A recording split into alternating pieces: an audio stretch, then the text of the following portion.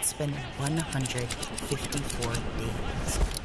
5 long months. And now, the wait is over. Finally. Racing is back at Keeneland, April 7th through 28th.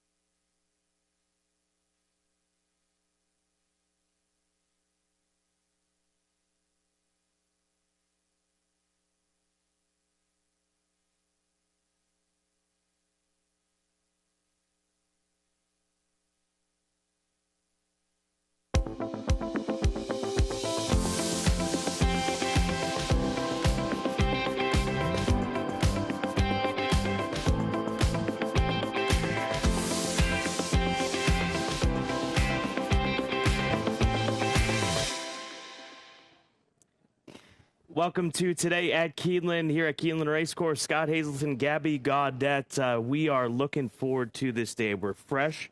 We're ready. We got some sleep last night. I am fresh. I slept awesome last night. Slept like a baby. I slept like a parent who doesn't have a baby.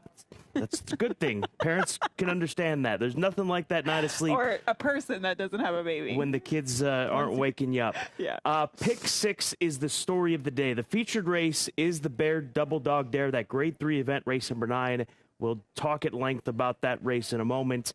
But a Pick 6, 3-day Pick 6 carryover. $859,584. Starts with race number 5.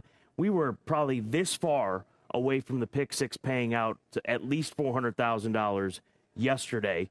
But that 7-horse took the nightcap, if I'm not mistaken. Yes. Was that the number, the 7? And the 9 and the 10 were live to pay Correct. out the Pick 6. So and they lost by a very small margin. That far from this money not being here today. So the stars align for us for this big pool. I don't know, $2 million, $3 million. We'll see what it settles at. But there was a large sum of money that came in late, right before post time for the Pick 6, start of the Pick 6 yesterday. So it's at least $2 million. That's the safest way of approaching it. So tough today. Can I be honest and say the initial ticket structure? Yeah. How much it cost? $5,400. Yeah, $5,400. We're looking for some donors. That's We're gonna. a lot. Can we set up a bucket here, and if you pass by and you want to throw some money at us, we'll take it. Yeah, we're obviously not going to play a $5,400 ticket because we don't have that type of money. But I'm going to keep that ticket aside and see if it actually hits. If it does, if it doesn't, then that's kind of embarrassing. I don't know that I can make it back tomorrow, but I will. It could potentially be a life-changing score. Yes, and it's a good sequence. It's a sequence worth investing money with it. We'll talk about the Pick 6. We'll give you our ticket, which we've pared down for you, a budget ticket for you, if you will, even though it is a couple $100s. But let's go back to yesterday. Let's recap yesterday. Starting in race number 2, the son of Lady Aurelia and Curlin, American Rascal. It looked like a cartoon to me when he ran by me. Was it like the Acme cartoons with the Roadrunner running his feet moving that fast? Or you just hit the fast forward button, and that's how fast his legs were going. But Ocean City also very impressive for trainer Steve Asmussen and Joel Rosario. Joel Rosario having a really good day. He'll be sold at the April sale as well in a few days, 9 days. Here's another one for Joel Rosario, but this one for trainer Graham Motion. Royal Patronage, I believe, was the post-time favorite and did wind up getting the victory. And then following that, it was an upset. Time for Trouble with a big price win. Yeah, this is a big reason why the Pick 6 carried. Keeneland grad, Time for Trouble. He's on the far side in the as up against the rail, and he fights through there. This is going to flatter Value Engineering as well as Red Knight in the Elkhorn, because that's the races that he came out of. So big price there at 17-1. Sherlock's Jewel, narrow win in this. This is how close it was to the Pick 6 paying out. Clocker Pick, they're coming to him, but the finish line came up faster. Rail Horse did wind up hanging on for trainer Shig McGahee and Luis Saez. So here's the jockey trainer leaderboard. Luis Saez is tied with Tyler Gaffleone. Saez is not here today. Saez is, Tyler was not here yesterday. Or is he here today? He's not here tomorrow. Excuse me. He's not here tomorrow. Saez it's a big day at Oaklawn. Is he at right. Oaklawn? Charge it. He's got charge. Okay. Wesley Ward, here's where it gets interesting. He had 3 wins yesterday. Brad, though, is live in several races this weekend. So I think Brad could actually narrow that margin this weekend with Wesley Ward. It's going to be tight for jockey trainer standing. I mean, that is how it is every meet at Keeneland because of the length of the time that we're here and then also the depth of the jockey colony and the trainer colony here. It's good fun. We're going to track it for you. And we've got several more race days left this weekend, and then don't forget we race 3 days next week before we shift into full-blown Kentucky Derby mode over in Louisville and here at Keeneland as well. Big party here on Derby Day, which if you're not going to be heading out to Churchill, we invite you to come out here to Keeneland Racecourse and join us, which is always a great time. Let's check in on the weather. Here's WKYT. Forecast looking a little bit different for us out there today compared to what we've experienced here the past few days because it's been so sunny and dry out there. But what's going to happen is we might run into a stray shower or a thunderstorm or two that could develop here across parts of central Kentucky, which could lead to maybe a little bit of a wet chance out there. Overall, I think there's a lot of dry time, but there could be a scattered shower or thunderstorm. I don't think it's enough to really soak the track or anything like that, but it could cause just the general conditions to go down a little bit briefly because I don't think anything lasts too long out there for us as we start tracking that rain. But 70s, that's where we sit with our temperatures. Good luck out there. So this adds another layer to the pick six because midway through the card, we could get a thunderstorm. Could. Hey, you know what? But you know what? I brought my hat today, so I'm prepared for rain. And you know what that means? It's no not going to rain. Then. Okay, and you still haven't found the umbrellas. It just keeps going. Picks for the day. Download the Keeneland Race Day app. Head to Keeneland.com. Here they are. This is why we had a $5,400 ticket to begin with, because, I mean, there's very little crossover in any of the three in these races. I mean, in the 8th race, we agree with the second choices. Right. 8th, 9th, and 10th, excuse me, the second choices. The 9th race. The 9th race is the Double Dog Dare, and you didn't pick Interstate Daydream in the top 3? That's going interesting. Against the grain. I think she's going to be a single in many tickets because you have to find a single. I think if people are playing on a smaller budget, maybe you lean on her and try to spread in other legs of the sequence. But yes, the pick 6, you can see we disagree. We do agree a little bit in the early half of the card, races 2 and 3. Other than that, it is wide open. Let's get to it in this Bear Double Dog Dare, starting with the number 1 horse, Traverse. Actually, let's do social media. Jumping ahead. This is your favorite bit.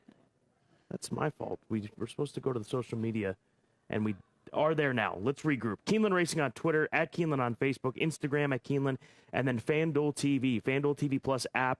Download it right now. We had some fun promoting the FanDuel TV Plus app yesterday after the races. We're trying to build some excitement there, as we should be, because it's the best way to access FanDuel TV and FanDuel Racing and on-demand content. It's on Roku, Amazon Fire TV, and Apple TV.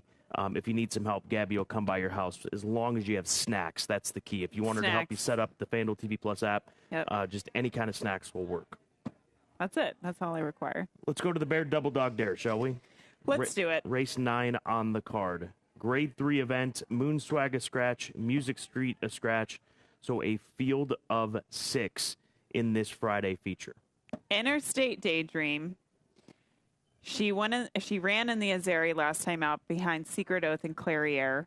I don't know why she didn't run back in the Grade 1 Apple Blossom. That, to me, seems a little off because it's a Grade 1. Sure. But maybe she just wanted to avoid them and try to pick up another graded stakes victory. And she is the one to beat. Why don't you like her? It's not that I don't like her. I think that's part of the concern. I think they're going for the easier option here, which graded stakes wins are graded stakes wins, and especially at Keeneland. It's a $300,000 event. But I think that there are horses that, they have the potential to be on the same playing field as this filly. And I know that she was part of that race. It was an 8-horse field. She was third behind those 2 nice fillies, but she was beaten 2 3/4 lengths. She'll be a pace factor. The short stretch helps her. She's lost here at Keeneland, but that was in the Ashland. She was beaten by Nest, who's an absolute monster, who we look forward to seeing here in 2023. I go to the rail filly Traverse. Let's get after it. This filly for Riley Mott, he and his father going heads up in this race because his father, the Hall of Famer Bill Mott's got Frost Point.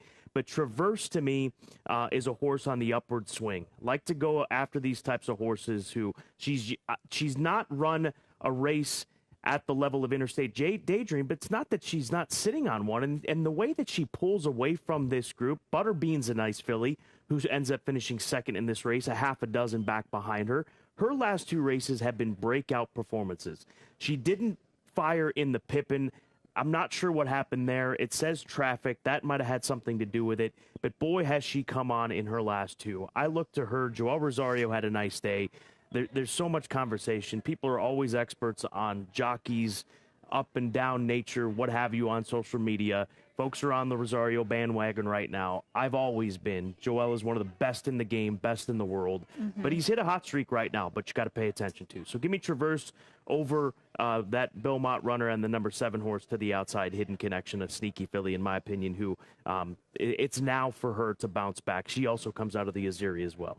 Okay, so Interstate Daydream is going to be the top selection. I'm not trying to pull any punches here. I just think she's the best horse in the race.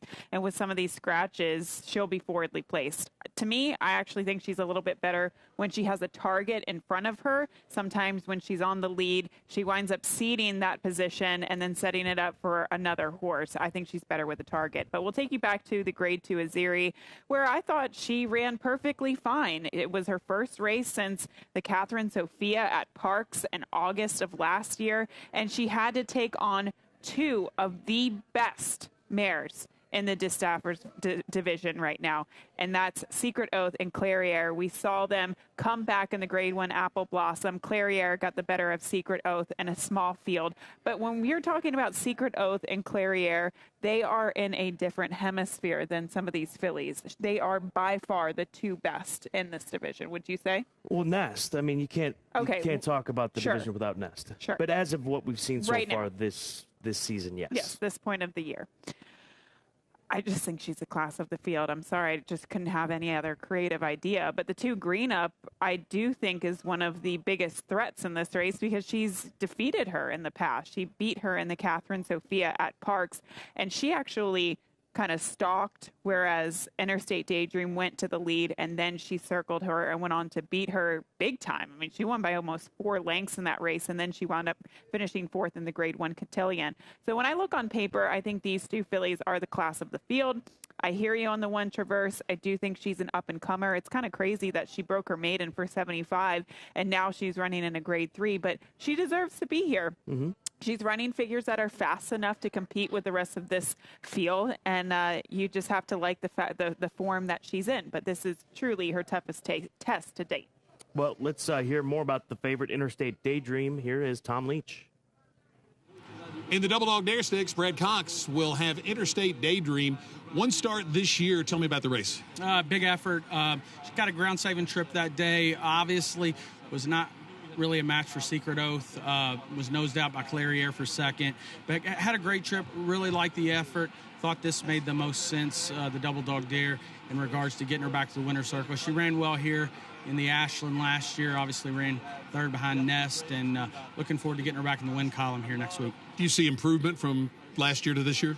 I do. She looks fit physically. She's grown, as she should, from 3 to 4. Happy with what we've seen since the Azeri. She's had 3 good works down at Oaklawn. She'll ship tomorrow here to Keeneland and prepare the rest of the week here on this track. Big plans for her this year? Yeah, look, we want to take a swing at a Grade 1 or 2 at some point, try to make her a Grade 1 winner. She was able to pick up the Grade 2 and the Black-Eyed Susan last year. So, you know, to add a Grade 1 would obviously be what she needs to improve on or increase her resume or residual value. So looking forward to, at some point, give her an opportunity. Brad Cox and Interstate Daydream in the Double Dog Dare. She's in Ontario, Brad. That's a fair point. That. Yeah, that is a fair point for this filly. Just to be clear, there's a lot of moving parts. I'm not trying to make excuses, but I had 147. I mispunched into the website, which had those initial full card selections for. So I will tidy that up. 1, 4, and 7 are my top 3 Tidy picks for the Bear up, Double Scott. Dog Dare Stakes. It says 1, 2, 3. I'll fix it. 1, 4, 7. My mistake. Happen. Let's go to race number 8. It's a key race of the day. This 8th race, 3rd level allowance condition. We had a 3 other than yesterday. And here we go back at it again with these fillies and mares. And what a group this is. Scratch Out Fancy Martini and Little King's Princess, the 2-horse Fast as Flight for Brian Lynch, the morning line favorite at 2-1. She was only beaten a length and a quarter in the Honey Fox last time out. That was the beginning of March at Gulfstream Park. I go to the inside filly for Judd Mons. It's rare to see them miss with these imports from Europe coming here to the States. They know what type of horse is going to take to the ground to the U.S. racing. It's a proven operation. I don't need to to go much further into that. But I think that this filly, Juncture, for Juddmonte, the daughter of Dark Angel, is going to really move forward here. She ran in the Guineas last year at Newmarket. She was 12th on that day. And we go back to her last run on the synthetic. This is at Dundalk, the stadium, Dundalk Stadium, on the 4th of November. She's going to draw off and win by 2 1/4 lengths.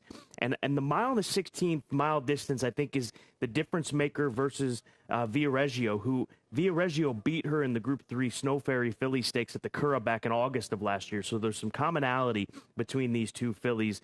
Via Reggio also makes her U.S. debut. That's the number 3 horse for Brendan Walsh. I respect her, respect Fastest Flight, but I'm looking for Juncture to run a big one first time here in the United States. And she beat the boys last year in the Patton Stakes at Dundalk as well, the same synthetic track that we showed you there. Patton Stakes is part of that European road to the Kentucky Derby, and she won that race by 6 lengths. So there's some quality to this filly. Obviously, give me Juncture in race number 8 for Juddmonte. She was actually favored against Via Reggio when they ran up against each other, but Via Reggio getting the better of her that day. It's kind of crazy to see these two horses compete in Ireland, and then they find themselves in the same race today in Lexington, Kentucky. All right, I'm going to take us a little bit earlier in the day. Race 6, it's a starter allowance race, 6.5 furlongs on the main track. This race does kick off that pick 5, so of course it's included in that pick 6 sequence. The One Morning Cup is the 2-1 morning line favorite for trainer Al Stahl. They're turning back in distance. Did go the mile last time out at the fairgrounds, but certainly does look like a better sprinter. I will try to beat him though with the number 5 Supremely for trainer Greg Foley. This horse, I know his last race wasn't great, but let's take a look at his performance 2 starts back at the fairgrounds. This was on the 11th of February. He got a good sealed track that day, and he had a very impressive closing kick, just running from off of the pace. It wasn't that crazy of a pace in front of him, and he just absolutely ran them down. I hope to see that type of performance once again today. I think he gets the right type of setup as well. I mean, the One Morning Cup is probably going to be forwardly placed. The 4 Appeal Denied could be forwardly placed, and Supremely hoping to pick up the pieces late. With the 4 Appeal Denied, Scott, I don't know what to do about that last race. It just kind of came out of nowhere. He came in off the layoff. He dropped to the $40,000 level. He posted this flashy 93 Beyer speed figure. I respect him and I'll include him, but I can't trust him as a top selection. And then the number 1 Morning Cup is the top 3. But I'll be honest, I think races 5 and 6 are 2 of the toughest races in the sequence. And I said that. How many times have I said that this morning? And hitting the all button in the Bear Double Dog Dare seems like the right thing to do as well in the pick 6.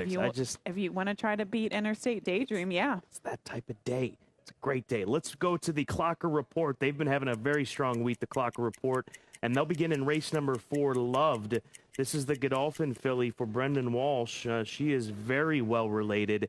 Quite a pedigree here on this filly who draws the inside. She's a half-sister to Essential Quality. She ran up against Green Up, who will be one of the major players in the Bear Double Dog Dare. That's the only time we've seen this filly run. It was over a year ago. So she's on the comeback for Brendan Walsh, Godolphin, Tyler Gaffleone. And then Battle of Normandy, the 5 in the nightcap, 4 furlongs and 51, ready for his 3-year-old debut, gets Lasix, go-to rider prime for a solid effort. So Loved in the 4th, the 1, 4-1, 10-5. Those are the numbers for you here on the Clocker Report. Pick 6 analysis. All right. Let's get into it. It's going to be close to $2 million plus in here. It'll be over $2 million. I think that's, as we said, the safest approach here. 859,000 carrying from yesterday. $324 ticket for the pick 6 between Gabby and I. This is our combined ticket. And it's our budget ticket. It's our budget budget ticket for sure. Catamostro, we use the number 3 horse. This horse comes out of a race last time out. The grade 2 Woodford comes in off the layoff. And then the 7 High Front, also a horse that comes in off the layoff for Jonathan Thomas. I am going to just close my eyes for the 5th race and hope that we move along here. But that is a race where I think you have to respect the 13 Red Hot Rod with the scratches. Draws in for trainer Wesley Ward, who had 3 wins yesterday. The 6th race, again, we talked about it just a minute ago. My strongest opinion is the 5 Supremely, but we also included the 1 and the 4 Appeal Denied. And then, Scott, it just gets more difficult from there. The 7th race is a maiden special weight. I like the 9. She's a small town girl. We'll talk more about that in a minute as my key be my best angle of the day. Race 8, you mentioned you like the 1 Juncture. I think you also have to use Via Reggio, and they're my top selection. And then in the feature, I think a lot of people will be singling Interstate Daydream. For you, I know you like the 1 Traverse because she's that up-and-comer, and I think that's a logical alternative. And then in the finale, 5, 9, and the 10. Battle of Normandy, Shug McGahee, can he take the nightcap once again? Took it yesterday, knocked people out of that pick 6. Can he do it again today? We'll see. $324 ticket. If you want more, come find us as far as opinions in this, because we've got them up to the tune of 5,400 when it comes to those numbers. So we're happy to share our opinions with you if you want to come by and find us here on the track. Keeneland Sales Grad Spotlight. This is a horse that's gotten a lot of buzz as of the last, 5 hours. Race number 7, Sassy Walker. $180,000 Keeneland Sales Grad from the 2021 September sale. And I was going to give Kurt a compliment on his hair, but he's not up in the stand for this one. Kurt Becker. TBD on that. Yep. But he always comes with a strong haircut up on the stand. We don't get a chance to see it when he's calling races here at Keeneland Racecourse. But Wade, once again, doing phenomenal work. Coming in from Southern California for Phil D'Amato. Phil D'Amato, 2 for 2. I'm going to try to make a call and see what's going on with this one. Whatever he shipped in, he has won with. And I think he has a couple runners today throughout the weekend. So we'll see if the bar can continue this good streak. But Sassy Walker. Only thing that comes to mind with this, we've seen connections on the West Coast. Run a horse in the Midwest, the East, and then go back for the ship and win at Santa Anita. That's the only thing that's come in mind when I look at Sassy Walker. No, but you blow a condition. Just keep that in mind. Best angle segment. Let's go to race number 10, the nightcap, to close things out. You also get Kentucky purse money. You do. I know. Listen, there's a lot of money to be had. Buy racehorses now. We're going to after we hit this pick 6. Scratch the 12-horse Battle of Normandy 2-1. I am going to the number. What number am I going to? The 10. Read on. Excuse me. Read on for Dale Romans. This colt's gone. That's my idea here. On the number 10 horse for Robert Barron and Mr. Romans, Corey Lannery, was gone in that last race, going a mile 70 on the synthetic. Goes a mile and an eighth today. If he doesn't make the lead, then I would be shocked here in the nightcap. I will bet this horse across the board $10 to win, place, and show in the nightcap. And Read On, to me, is the play here in race number 10 to close things out. So in a difficult race, you got to have a best angle. That's going to be the one in which I go on with. He's 8-1 on the morning line. I was looking for the morning line. Okay. 8-1 on the morning line for Read On in the nightcap, and across the board wager for me for Dale Romans. All right, I'm going to take us to the 5th race, and this I thought was one of the tougher races today. The 7 High Front, though, is they're all tough. 3-1. Yeah, I know. So 7 High Front is the 3-1 favorite. My mind is just like scrambling right now. It's just there's just so many horses, so many races in this pick 6. Jonathan Thomas sends out this horse. Let's take you back to his race at Belmont back on the 5th of May of last year. So it's been a long layoff, but Scott, I am okay with taking horses off extended layoffs in turf sprints because talent is there. You don't have to be incredibly fit in order to win a turf sprint. You just have to be fast and you have to stay out of trouble. He finished second to a nice horse, Yes and Yes, who would go on to win. And then, of course, he faced Big Invasion in the Paradise Creek at Belmont, stretching out to 7 furlongs. Big Invasion is a very nice turf sprinter. I mean, I think he might be a multiple stakes winner, multiple graded stakes winner. I don't have it in front of me, but he's a very nice horse. And, you know, if a horse like Big Invasion was in this race, he would be a heavy, heavy favorite. So I went to the 7 on top, Keen over the 3, 4, and a $5 exacta. Tom Leach, his long shot pick of the day. It's time.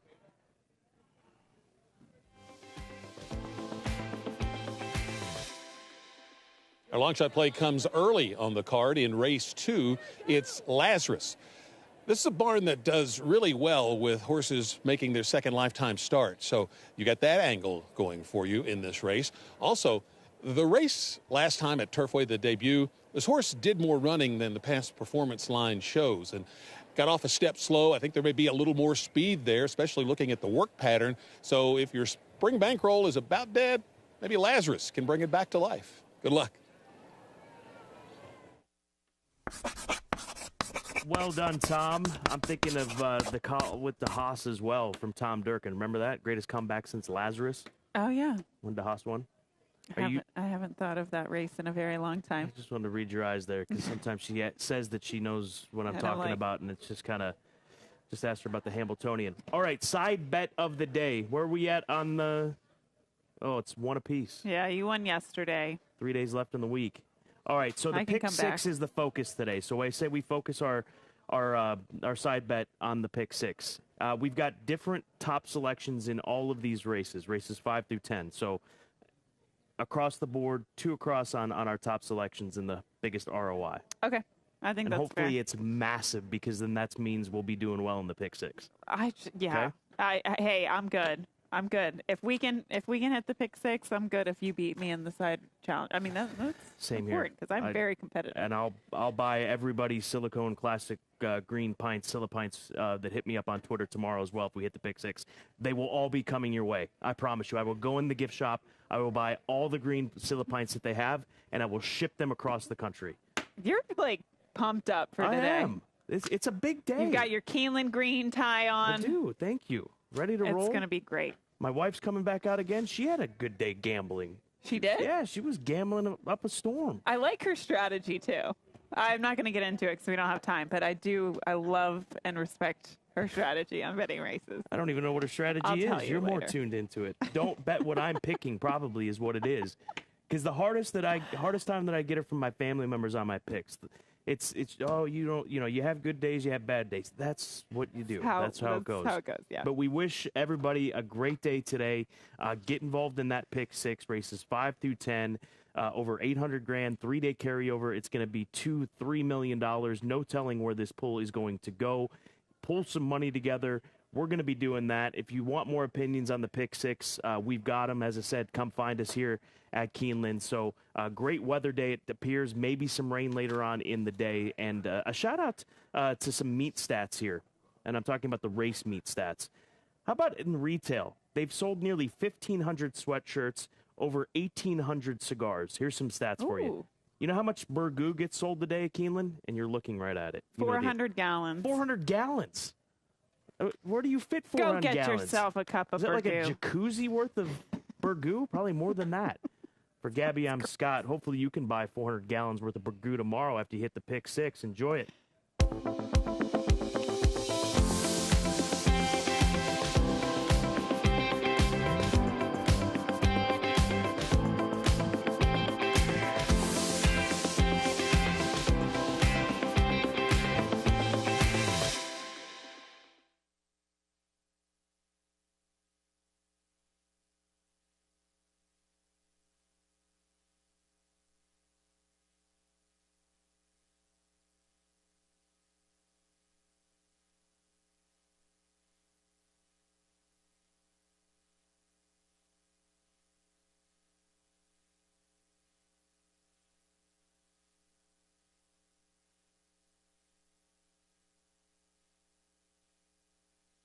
In this industry, timing is everything. Every moment counts. And this moment is yours to seize. Sell a hot runner. Find your next winner. Strengthen your stable. Sunday, April 30th at Keeneland, following the spring race meet. The April Selected Horses of Racing Age sale, a sales event to kick off Kentucky Derby Week at the World's Marketplace.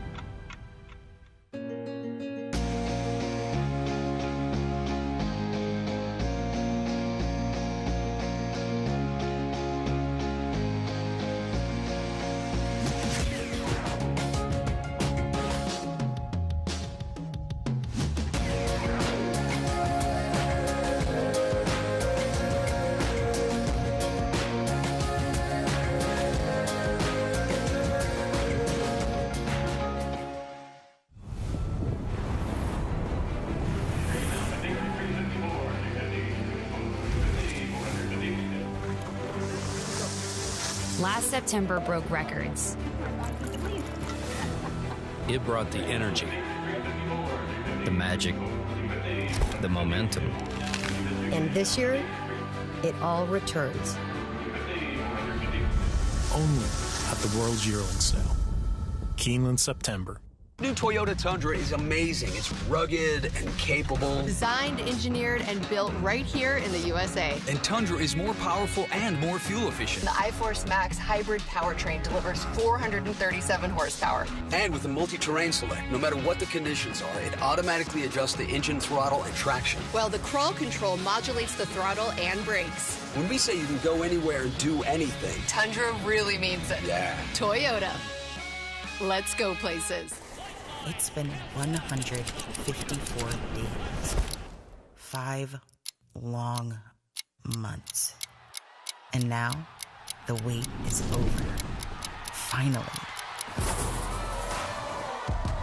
Racing is back at Keeneland, April 7th through 28th.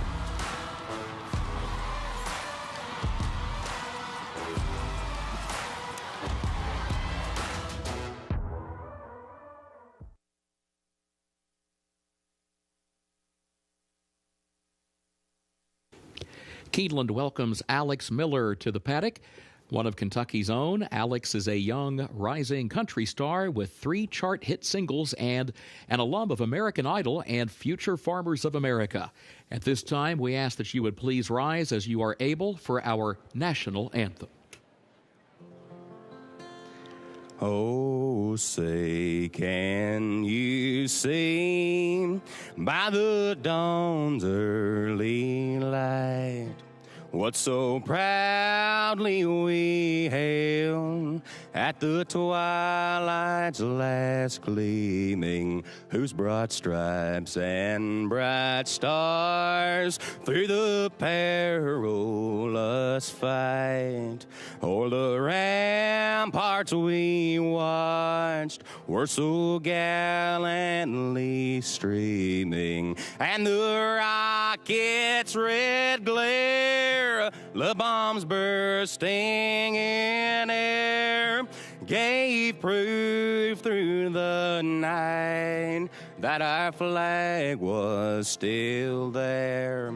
Oh, say does that star-spangled banner yet wave, and o'er the land of the free and the home of the brave.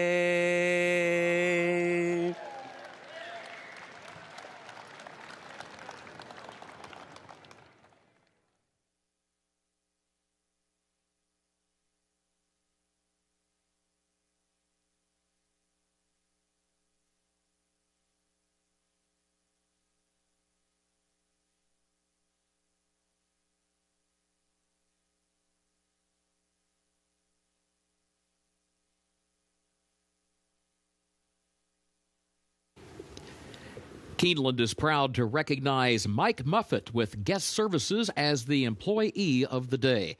Congratulations, Mike.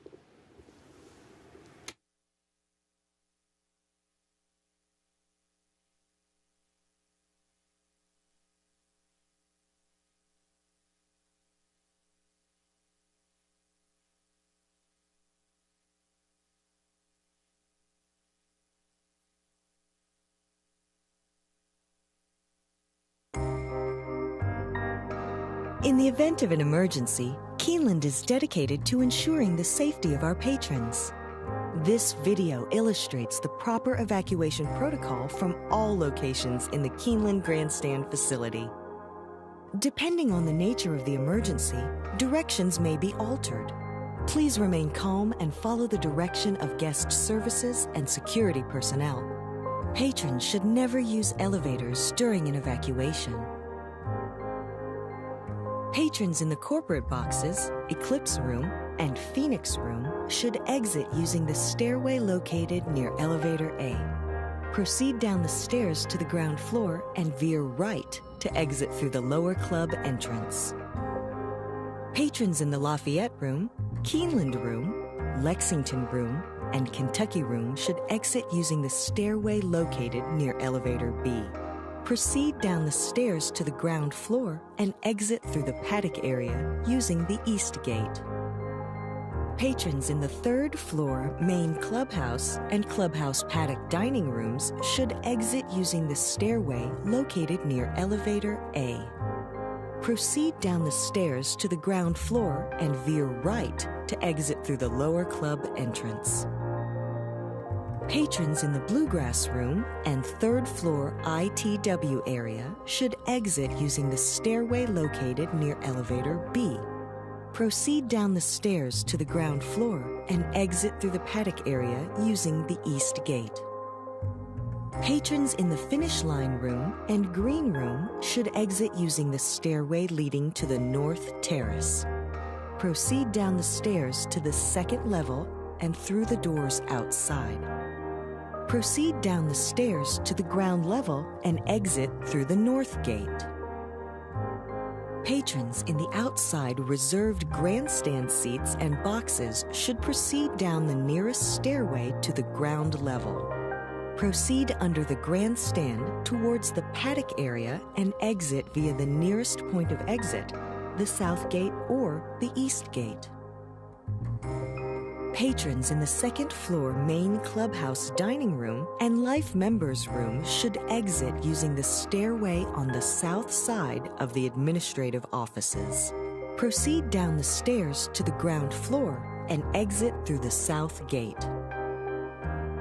Patrons in the second floor clubhouse paddock dining room and clubhouse tavern should exit using the stairway located near elevator A. Proceed down the stairs to the ground floor and veer right to exit through the lower club entrance. Patrons in the mezzanine bar and second floor ITW area should exit using the stairway located near elevator B. Proceed down the stairs to the ground floor and exit through the paddock area using the East Gate. Patrons in the sports bar and cantina should exit through the doors leading to the North Terrace.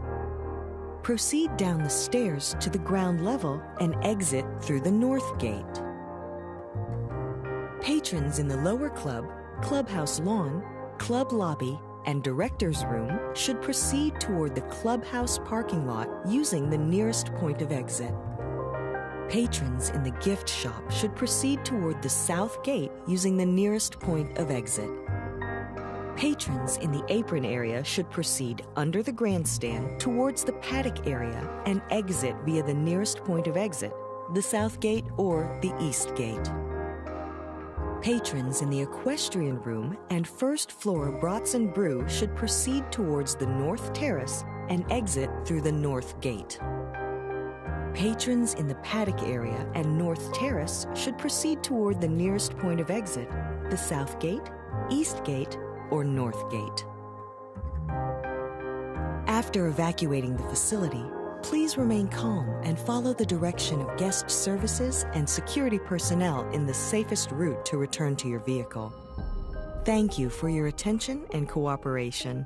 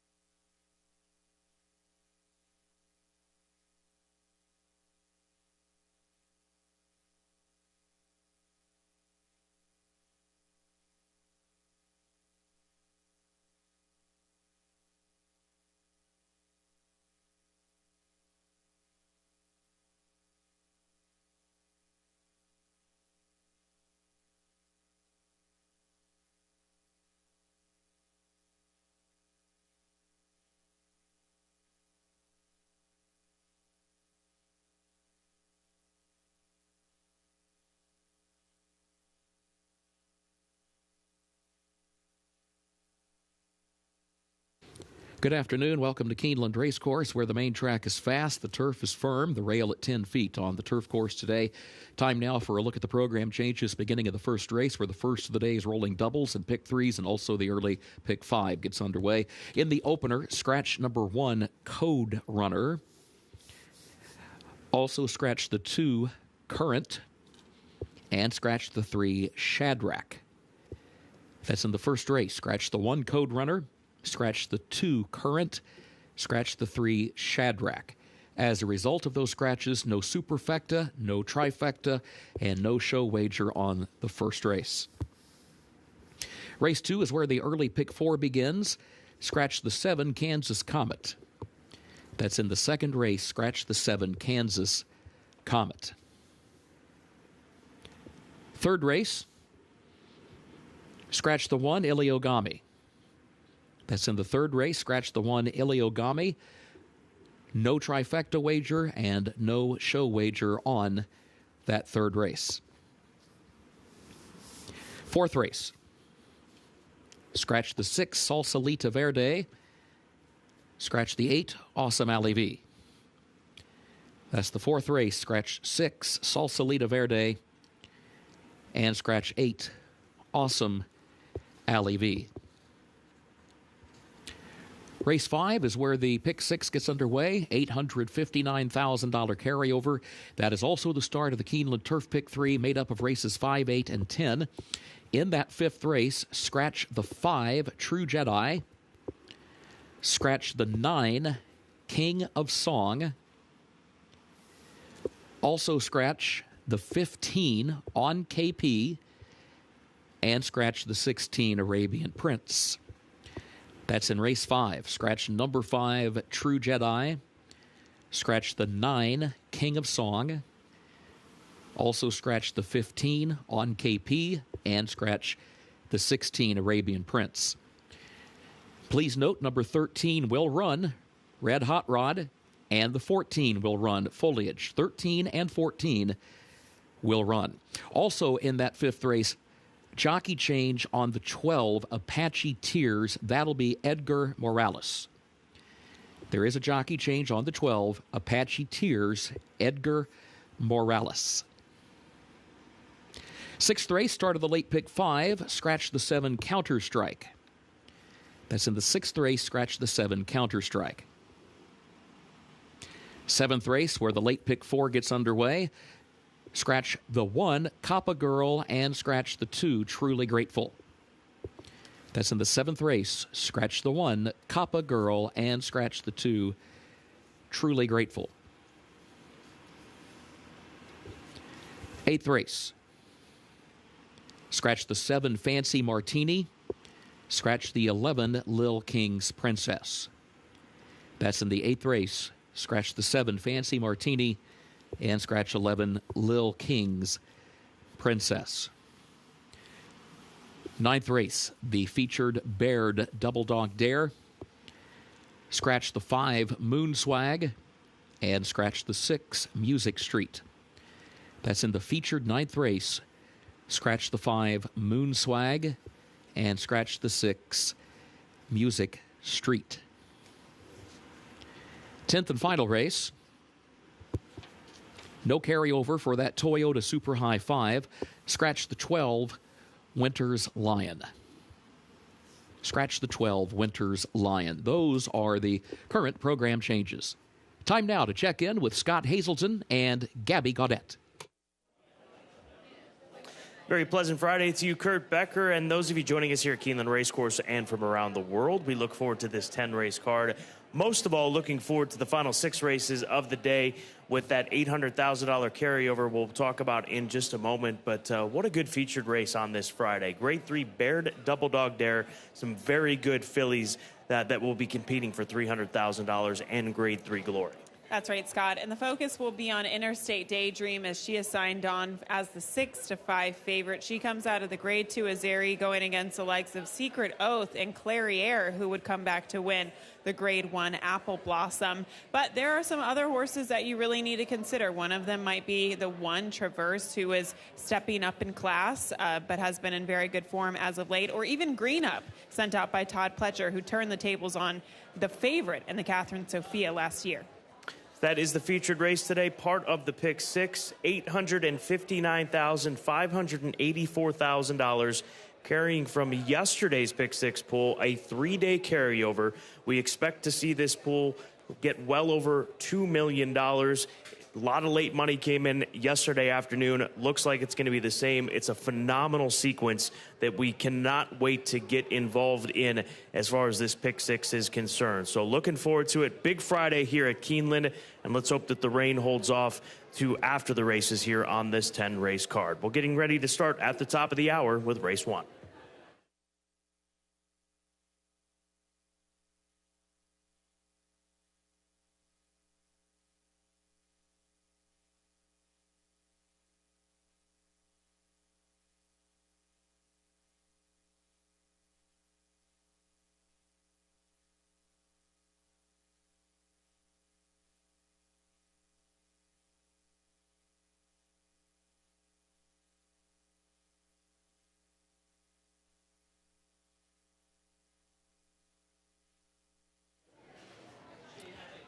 Race number 1, $25,000 claiming event. There are 3 scratches, the 1, 2, and 3 all out. So a field of 4, which means no trifecta, no superfecta wagering, and no show wagering available here in the opener. The number 6 horse Test Pilot for Eddie Keneally, looking for 2 wins in a row. One up at Mahoning Valley at the end of February. Makes the Keeneland debut here today. I think is perfectly spotted to go back-to-back and hopefully up close early on in this race at 1 1/16 with Luis Saez and that first wire finish. This horse had to ship out of town in order to pick up another win on form last time out, but I'm happy to see that he drops in class today to the $25,000 tag to try to keep the streak going. I just thought that race last time out was a little bit on the easier side, and this race just seems to be a bit tougher. Scott, you like him a little bit more than I do. PH Factor is the number 5 horse, a 19-time winner is this 7-year-old son of the Factor. 2-1 is his current odds for Jesus Esquivel, and he was a winner just 2 starts ago at Turfway Park, and he tends to be forward in his races. I think this horse is gone today. It's a small field. I know the 6 has a little bit of speed, but towards his inside, with all the scratches, it's a small field. This horse clearly has the most early speed, so just go to the lead and hope you can wire the field today. My Bareilly is the number 7 horse for George Leonard III and the Leonard Racing Stable. He's a 9-year-old mizzen mask gelding who's made over $400,000, a 7-time winner from 61 starts. And he comes into this race off of a couple of good starts down at Fairgrounds in New Orleans. Those races came up pretty tough. That starter allowance last time out, he outran his odds and finishing second that day at 7-1. Even prior to that, a good group at $30,000. He just doesn't like to always win. Scott, he's got 7 wins out of 61 starts in his career as he is an old 9-year-old. But he does like to run on and hit the board, so that's why I have him in third and you have him in second. Let's go to Tappage. He draws the rail now with the scratches to his inside. The number 4 horse, the son of Tappet for FAS Racing, Joe Sharp. Well-bred son of Tappet out of that Grade 1 winner, Hysterical Lady. He was claimed for $15,000 in his most recent starts. Joe Sharp runs a lot of horses, and he's still claiming a lot of horses as well. And he can move a horse up 13% with first off the claim runners. Yeah, I use this horse in second, stepping up off the claim from $15,000 to $25,000 tag today. The only knock that I'll say, and he's a good price to maybe use in the exacta, but it's a small field with all these scratches, Scott. He got a fast pace to close into last time out, and I just don't see that materializing in this small field today. Field of 4 to start things off, setting up the start of the Pick 5 here at Keeneland Racecourse. Less than 15 minutes to post.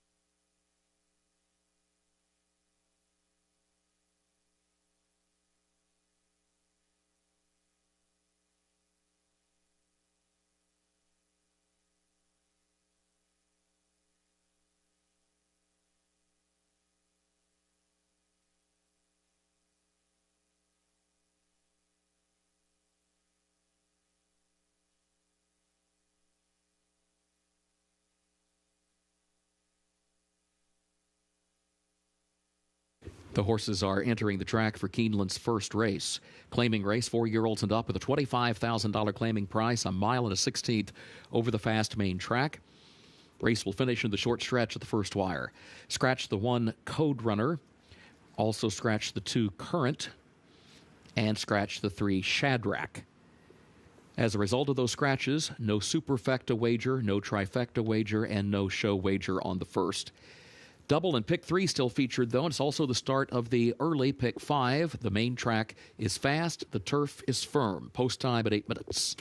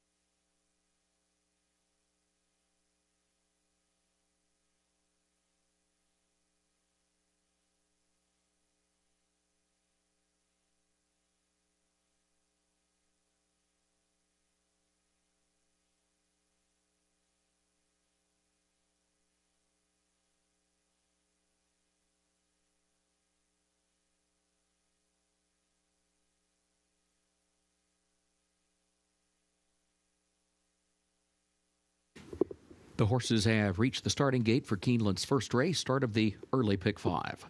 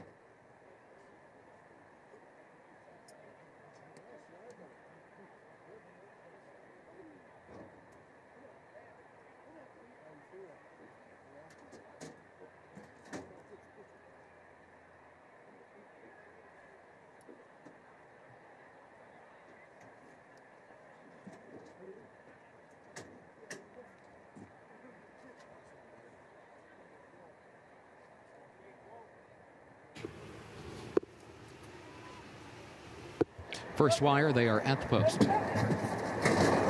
Tapage, fractious in the gate.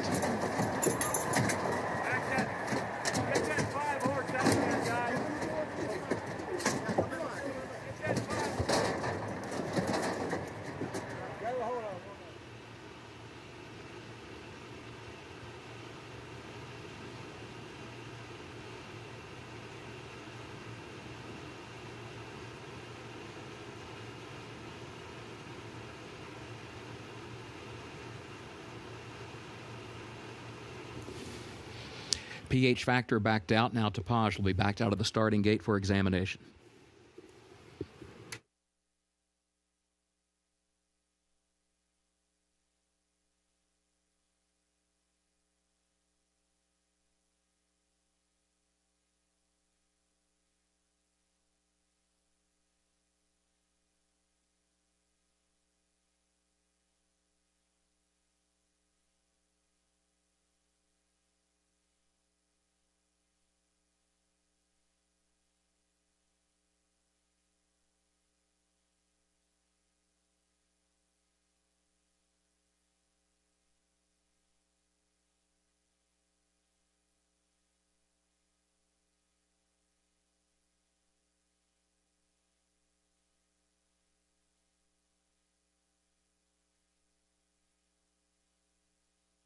Your attention, please. Late scratch in Keeneland's first race. Scratch number 4, Tapage. Late scratch in Keeneland's first race. Scratch number 4, Tapage. Injured in the starting gate. Exacta wager will be canceled and refunded for Keeneland's first race. Exacta wager will be refunded for Keeneland's first race because of the late scratch, number 4, Tapage.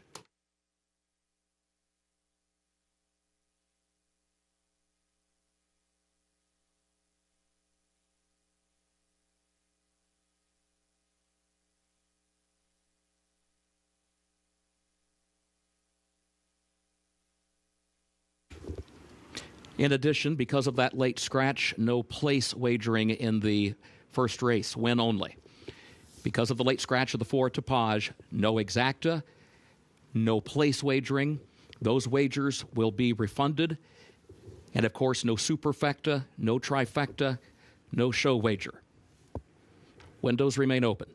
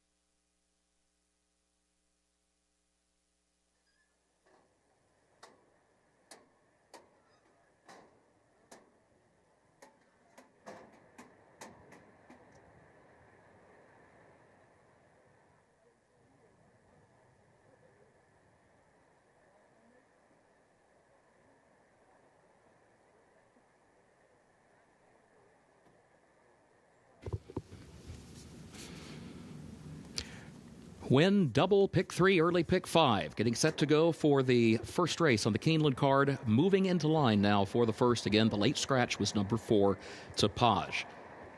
Just about set for the start.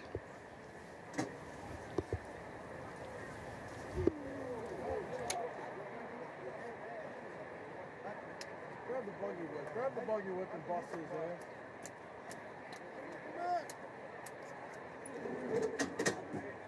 I'm looking for somebody there. What a nice field you got here. In the gate for a first wire finish. They are at the post, and this time they are off. There goes PH Factor. PH Factor, quick to grab the racetrack, comes right out for the early lead. Test Pilot is right alongside, though. These two have opened up by 5 lengths, back to an unhurried My Bareilles, who's third as they head down into the first turn. PH Factor against the rail has the early lead. PH Factor is on top by almost a full length, although Test Pilot still is right there to gently press the issue. And now My Bareilles starts to close that gap from the back, catching up with the other two through the opening quarter, 24.46 seconds. Off the first turn and onto the backstretch they go. The top two separated by less than a length. PH Factor is against the rail and leads it as they head up the backstretch, and Test Pilot still there, traveling along in the second position just off the leader's flank. Then a gap of 2.5 more lengths back to My Bareilles, who is third. These three continue their journey, reaching the midpoint of the backstretch after an opening half mile in 49.58 seconds. Headed for the far turn, PH Factor continues to lead for Gerardo Corrales and leads it by just a half length. Test Pilot Luis Saez there on the outside. Then a gap of 2.5 more lengths still back to My Bareilles, Walter Rodriguez third, as this field of 3 moves midway on the far turn to get us started here on this Friday afternoon. Still side by side for the lead. Test Pilot now right alongside of PH Factor. They come as a team battling for the lead past the quarter pole, and now a gap of 6 more lengths back to My Bareilles in third as they move to the top of the short stretch. Test Pilot on the outside and PH Factor on the inside. They're stride for stride, working their way toward the 8th pole. 5 more lengths back to My Bareilles. Still, Test Pilot trying to get by PH Factor, who's stubborn with the lead. My Bareilles is third. PH Factor opens back up in deep stretch. PH Factor to win it by 2 lengths on the line. And then it was Test Pilot second, My Bareilles third.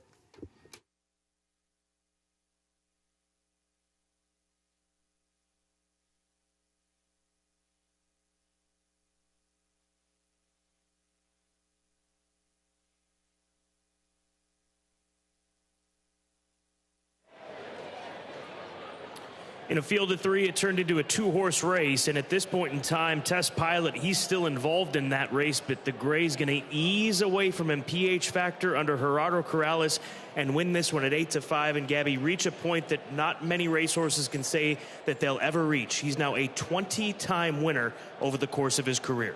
Yeah, out of 43 career starts, and it was a war of attrition, for certainly coming down the lane between the 5 PH Factor and the 6 Test Pilot. The 2 horses that likely showed speed did, but at the end of the day, PH Factor getting the best of the field at 8-5.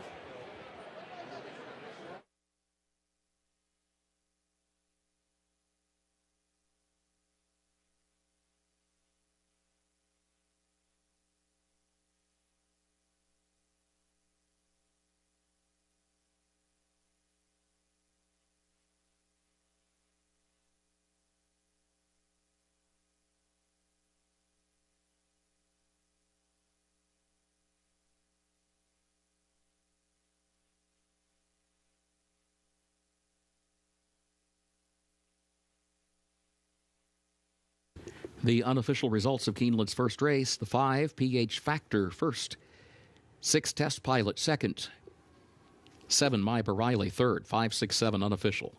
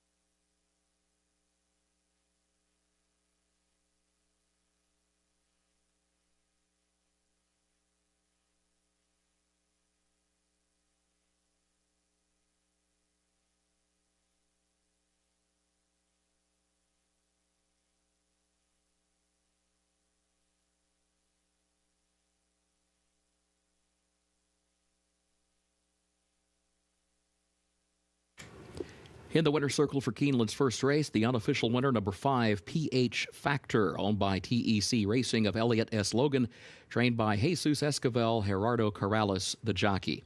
PH Factor, a 7-year-old gelded son of the Factor, out of Tazarene by Cat Thief, bred in Kentucky by Highclere. Mile and a 16th over the main track, listed fast, 146.05.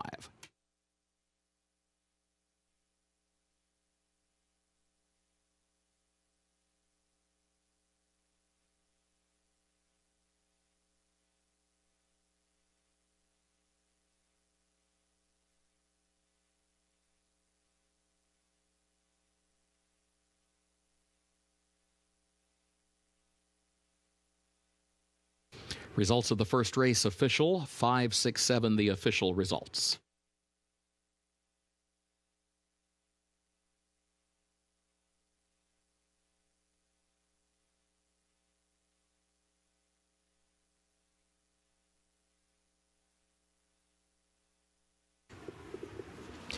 Keeneland's second race upcoming, double and pick 3 wagering, start of the early pick 4. Main track is fast, the turf firm today.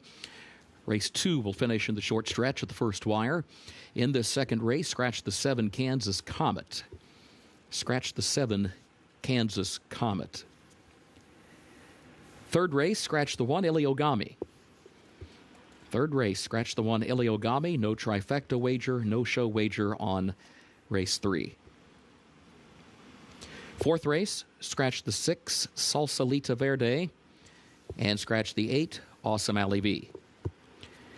That's in the fourth race. Scratch the 6 Salsalita Verde and scratch 8 Awesome Ali V. Checking race 5. Scratch number 5 True Jedi. Scratch the 9 King of Song. Also scratch the 15 On KP and the 16 Arabian Prince. That's race 5. Scratch number 5 True Jedi. Also scratch 9 King of Song. Also scratch 15 On KP and 16 Arabian Prince. A reminder, both the 13 and the 14 will run. 13 Red Hot Rod draws in. 14 Foliage also draws into the race. Jockey change on the 12 Apache Tears. That'll be Edgar Morales. 12 Apache Tears, Edgar Morales.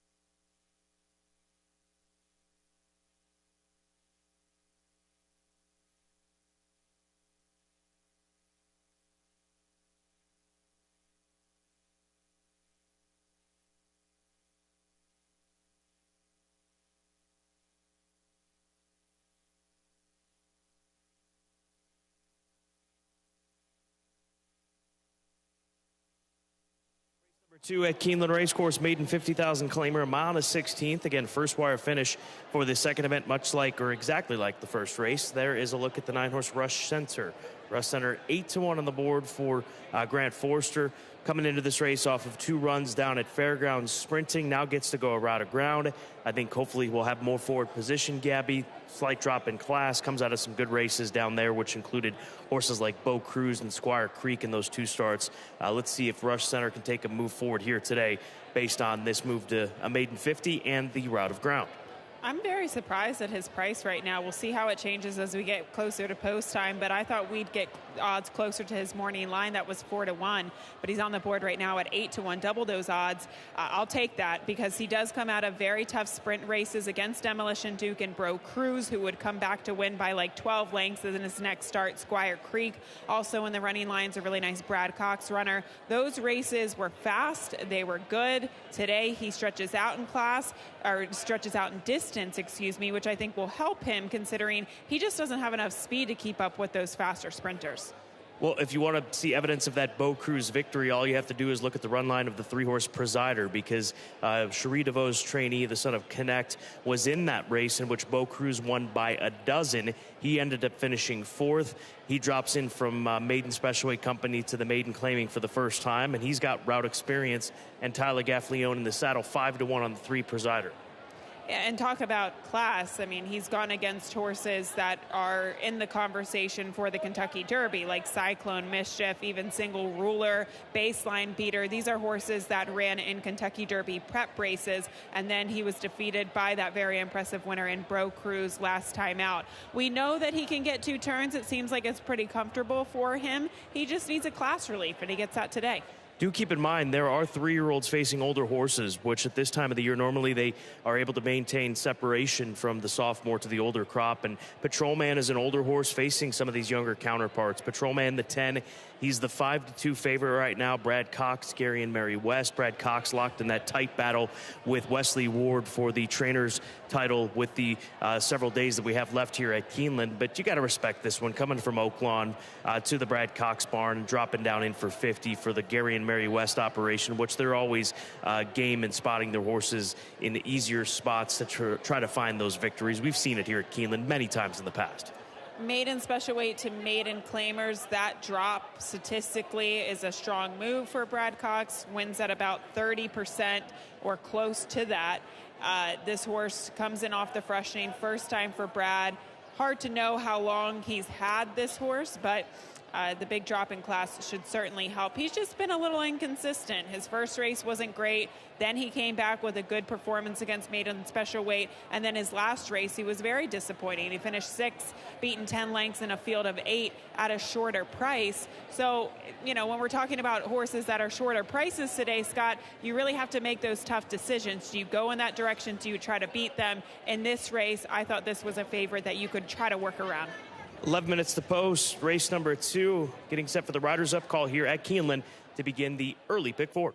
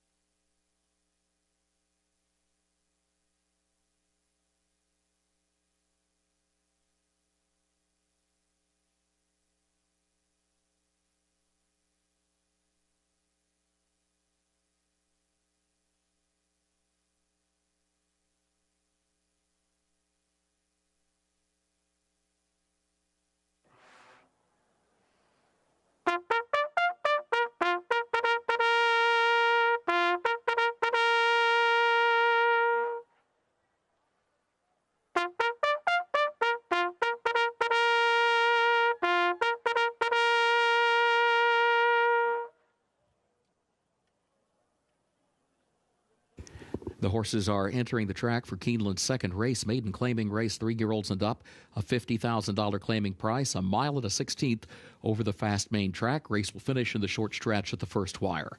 Scratch the 7 Kansas Comet. 7 Kansas Comet. A scratch, double pick 3 and early pick 4 wagering. Fast track, firm turf today, post time 6 minutes.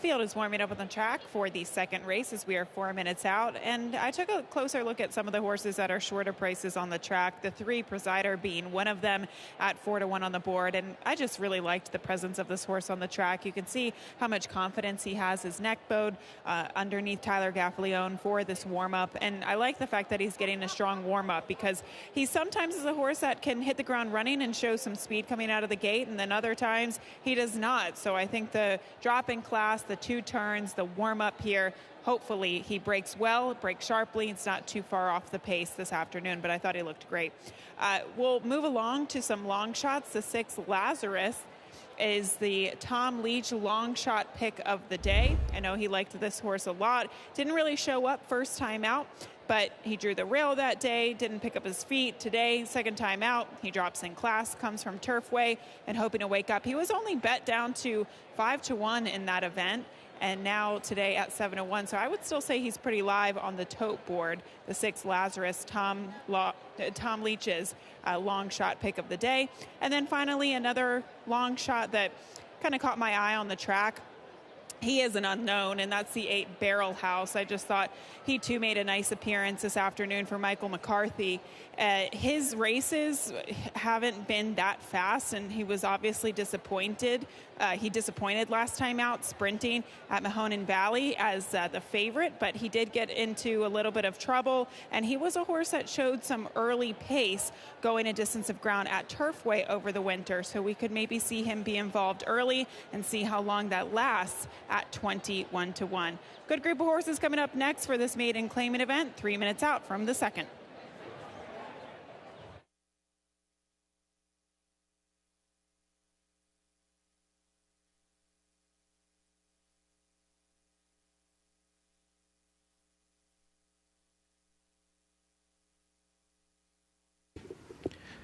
Two Desert Highway has unseated the rider. Update in a moment.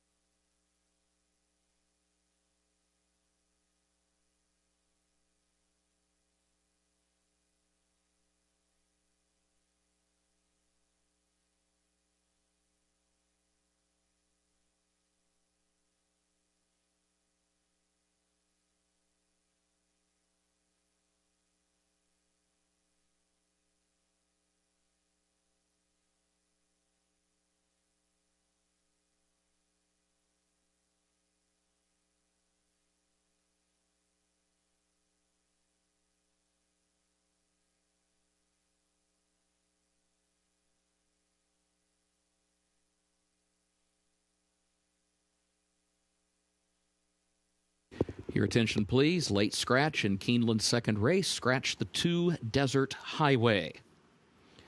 Late scratch in Keeneland's second race. Scratch the 2 Desert Highway.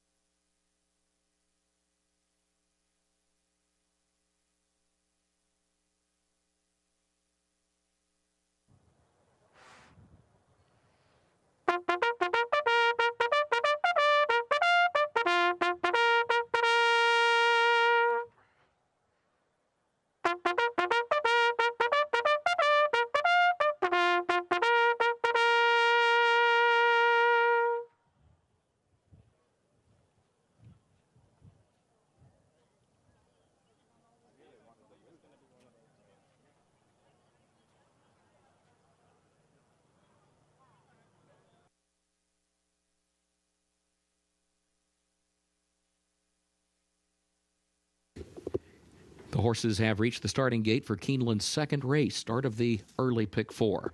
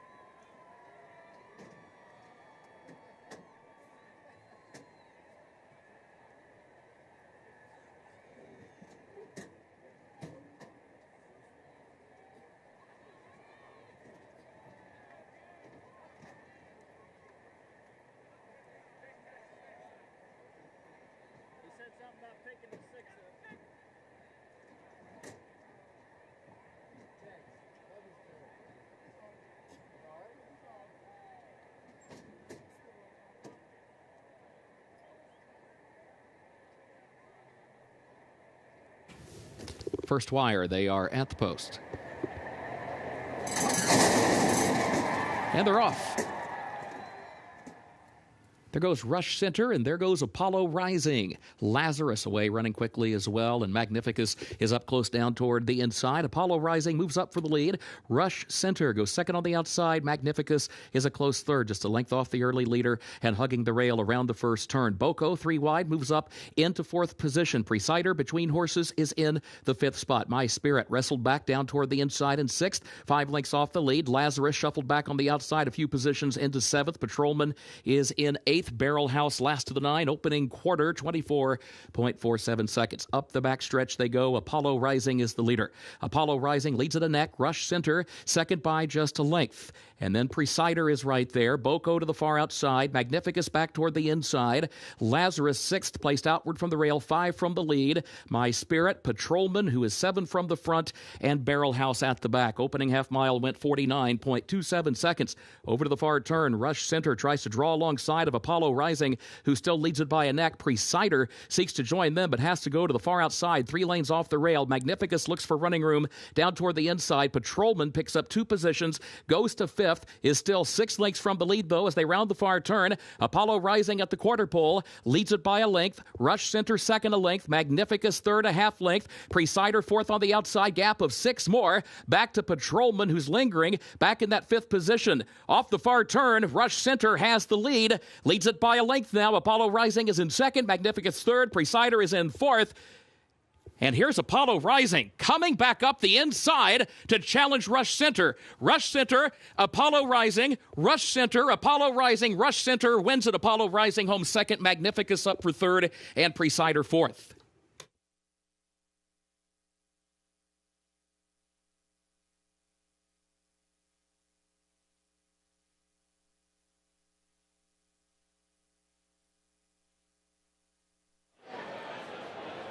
Well, right here at the top of the stretch, the 9-horse lugging in a bit there on the full horse. He was a bit clear, but there might be some contact. Obviously, the head-on will reveal a lot more. Starts to drift out. Flo gets him back over to the full horse who had come back. It's tight on the wire, Gabby, and this one might need to be taken a look at. 9-4 unofficial in race number 2. He was all over the track. He went in, he went outside. He was not staying in his path, despite what jockey James Graham was trying to do. He had other plans. So yes, they probably will take a look at it. It's hard to tell from this angle.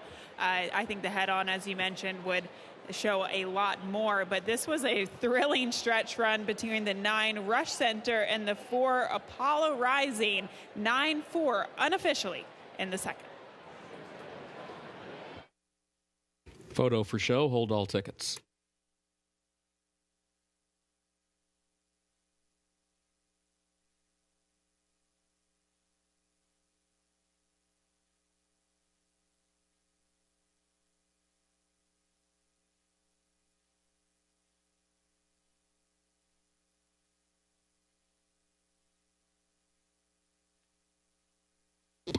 At Keeneland, the inquiry and objection signs both posted on the infield board. A claim of foul has been lodged by the jockey of the 4, Apollo Rising, the unofficial runner-up, against the unofficial winner, number 9, Rush Center, alleging interference in the stretch. There's also a steward's inquiry into the stretch run. Hold all tickets.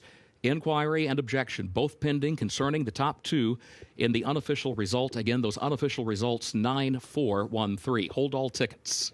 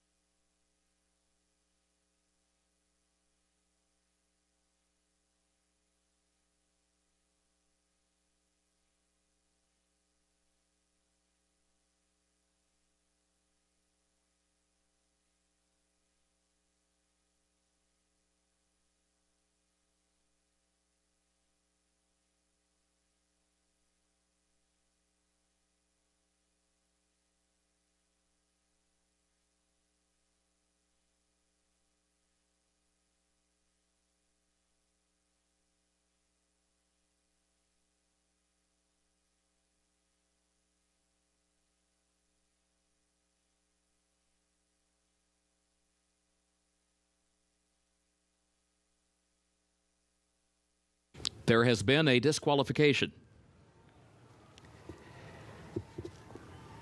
The stewards have ruled that for interference in the stretch, number 9, Rush Center, which finished first, shall be disqualified and placed second. Number 4, Apollo Rising, which finished second, shall be placed first. Following the placing, the new numbers 4, 9, 1, 3. Again, the new numbers 4, 9, 1, 3.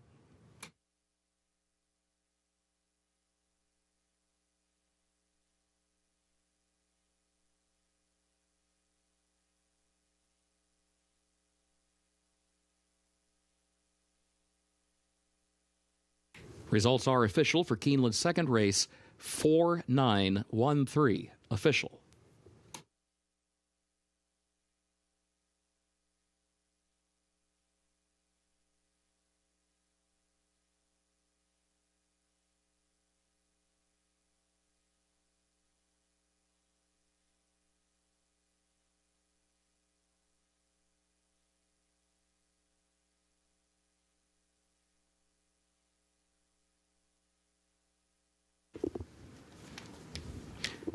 The official winner of race 2, number 4, Apollo Rising, owned by the Race Point stables of Bill Nichols, trained by Paul J. McGee, the jockey Rafael Bejarano.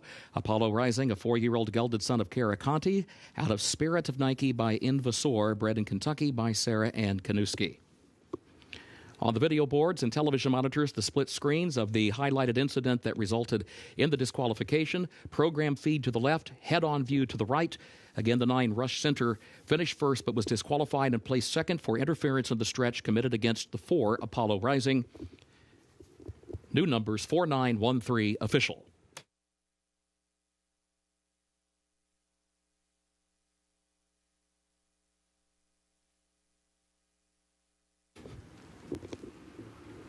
Keeneland's third race upcoming.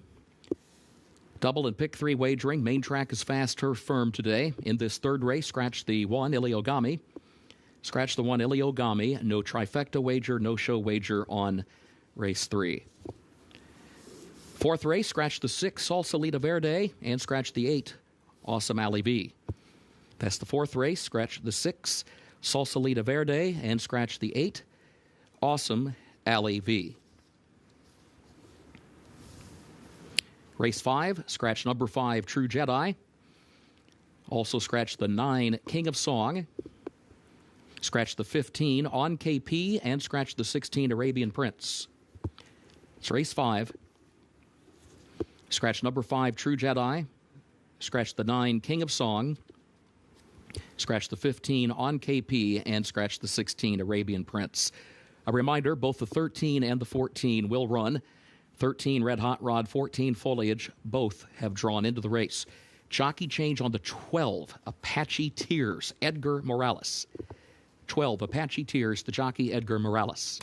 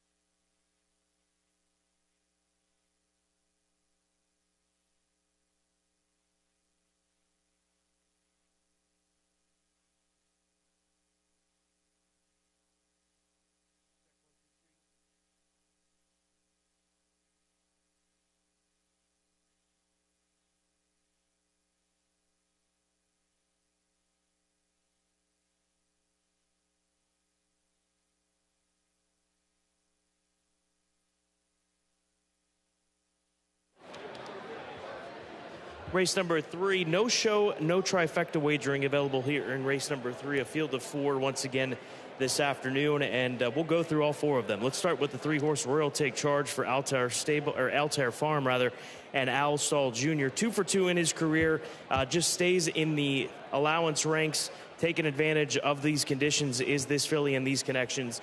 She should be awful tough if she can run back to either of her 2 races. She is a very short price for a reason. She's been impressive in her first 2 races. She showed speed first time out. She went gate to wire in that event, and she was on the inside of that. She was originally on the inside of a duel, and then she just kind of kicked clear from the field. She came back, though, last time out to rate. Which is encouraging, because I don't know what the 2 Jump Into the Fire is going to do, the 5 Ravella is going to do. In this small field, it's nice to have options, and we saw her be able to do both, go gate to wire and also rate in her last start. Al Stall sends out this filly, and he'll have another live shot a little bit later today in Morning Cup in race 6. Ravella, let's go to the 5-horse, the Liam's Map filly for Matheson Racing and Polger Holdings and others, bred by Southern Oak Farm. Liam's Map filly, winner of the Breeders' Cup Dirt Mile back in 2015 here at Keeneland, is Liam's Map. I'd be shocked if Corrales doesn't try to press the issue from the outside, because this is a filly that has shown us that she's far more comfortable out in front of horses than she is behind. That's how she's won both of her races at Turfway on the synthetic as she moves back to dirt for the second time in her career. Was it the sprinting, was it the dirt on debut? That's what we'll find out, or just simply has she grown up since that debut effort? I have a feeling it was probably the sprint distance. She just seems like a filly that needs the lead, or at least needs 2 turns to kind of get comfortable into her rhythm, forwardly placed. So yeah, I'm going to guess that Gerardo Corrales is going to go to the lead, as he has been aboard her for many of her career performances. The 4-horse Jungle Juice, this will be her 5th start here at Keeneland Racecourse. Her last win came at Churchill back in 2022, the September meet, that fall meeting at Churchill. That was the last time she went this distance. So she's got the distance proven form at the 1 1/8, and she comes out of some solid races as well down at Gulfstream Park, including a grade 3 try in the Royal Delta Stakes. 8 wins out of 56 starts. This is a filly, or mare I should say, that likes to hit the board against tough competition, including last time out finishing 3rd in that 5-horse field against the likes of Beth's Dream. But she's another one, Scott. Where does she find herself within this race at this distance? Does she go to the lead? Does she take back? She just seems like a horse that kind of needs everything to go her way in order to pull off a win. Take a look at this mare, Jump Into the Fire. She is dragging her groom around the paddock here at Keeneland Racecourse. In fact, she's got 2 handlers with her, and they're just trying to get her pointed in the direction of what she needs to go, which will be towards the situation in which they'll call for the riders up. But off the 9-month layoff, the daughter of the champion sprinter, Run Happy, on the muscle here on the comeback for Ben Colebrook. And when she came off the layoff back in February of last year, she did show speed. It was pretty decent early fractions. After that, though, Scott, she was able to get away with very soft fractions on the lead. She's not going to be able to do it today, and I do think this is a big step up in class for her. Once again, no trifecta wagering, no show wagering available with the 4-horse field. And race number 3 does start a double and another rolling pick 3, 50-cent minimum wager for those pick 3 wagers available in race number 3. Less than 11 minutes to post. It's the 3rd here at Keeneland.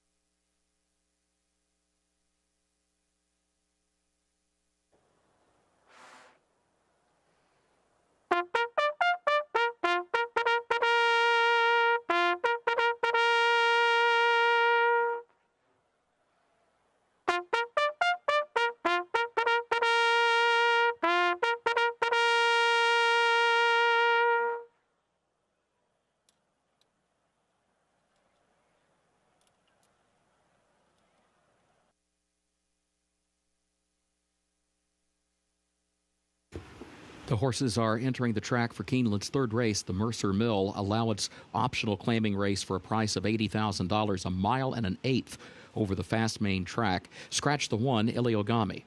Scratch the one, Iliogami. As a result of that scratch, no trifecta wager and no show wager on this third race. This will start another rolling double and pick 3. However, main track is fast, turf is firm. Post time is 6 minutes.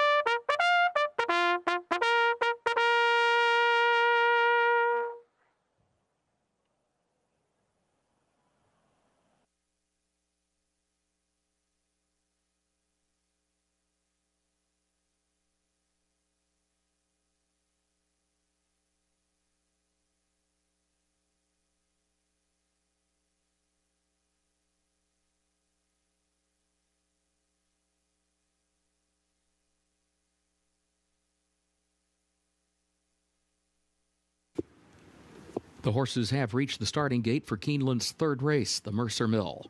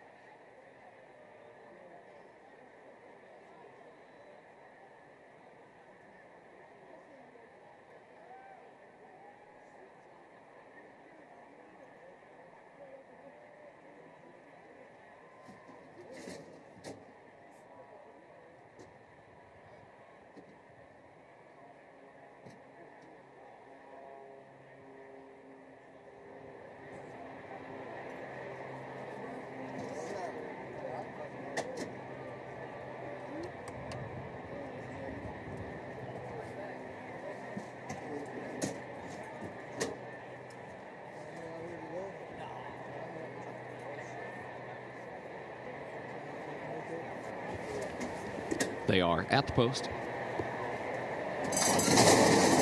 And they're off. There goes Jump Into the Fire. There goes Jungle Juice from the outside. These two go at it for the top spot. Jungle Juice has a head in front, but now Jump Into the Fire responds to this early challenge and leads it by a neck, heading down into the first turn. Jump Into the Fire along the rail, saving the ground, opens up here by a length and a half. Jungle Juice backs away into the second position, another length and a half to the trailing pair. Ravella just to the outside of Royal Take Charge, who now moves up one spot into third by a neck. Opening quarter went in 23.93 seconds.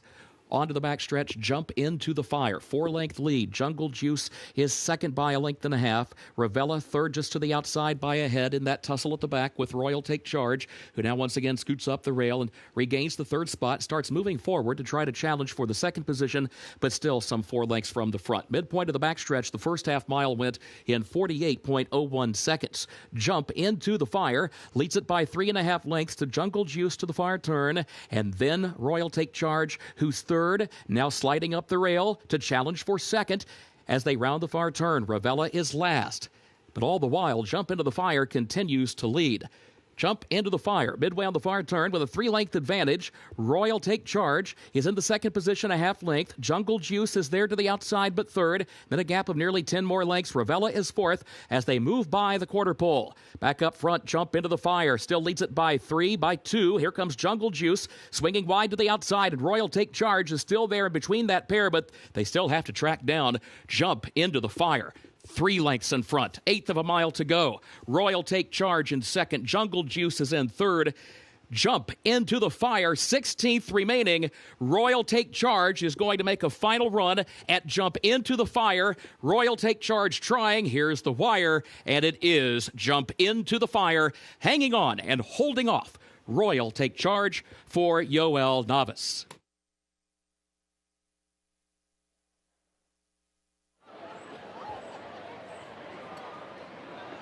The young apprentice rider had a sense that his filly was tiring. He's going to look back here pretty quickly in this replay. There he looks back, seeing where the competition's at. His filly's getting tired, but most of these fillies had run out of gas at this point in time, Gabby, and Jump Into the Fire. She was fresh coming into the race, and she won this race early on. She was. We always say this pace makes the race, and the two Jump Into the Fire got the jump on the rest of the field, and that certainly made all the difference today, taking the field gate to wire against the 3 Royal Take Charge, who finishes second at 3-5.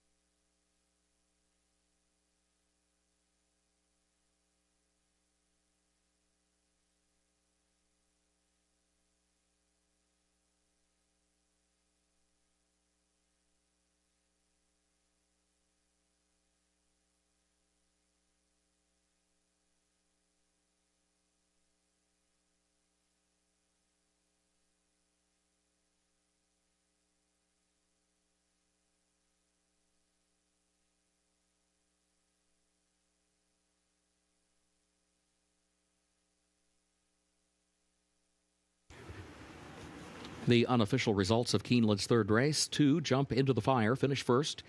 3, Royal Take Charge was second. 4, Jungle Juice was third. 5, Ravella was fourth. 2, 3, 4, 5 unofficial.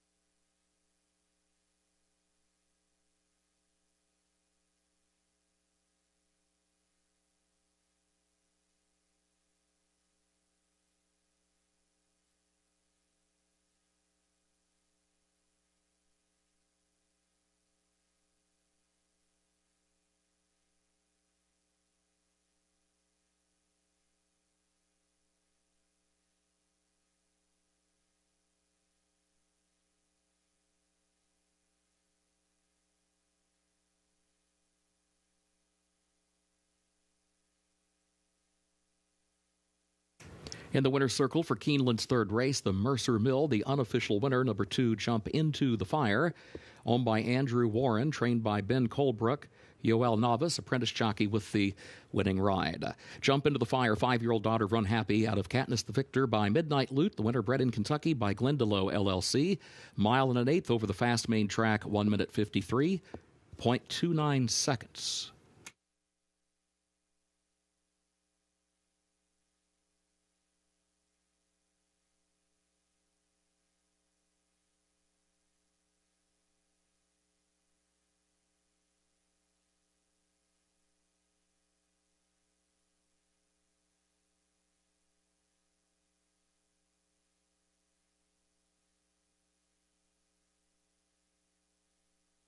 Third race, results official.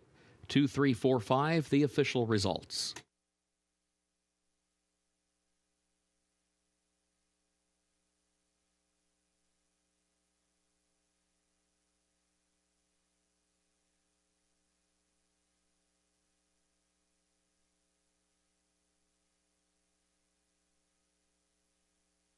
In the winner's circle, the Mercer Mill trophy presentation to the connections of Jump Into the Fire.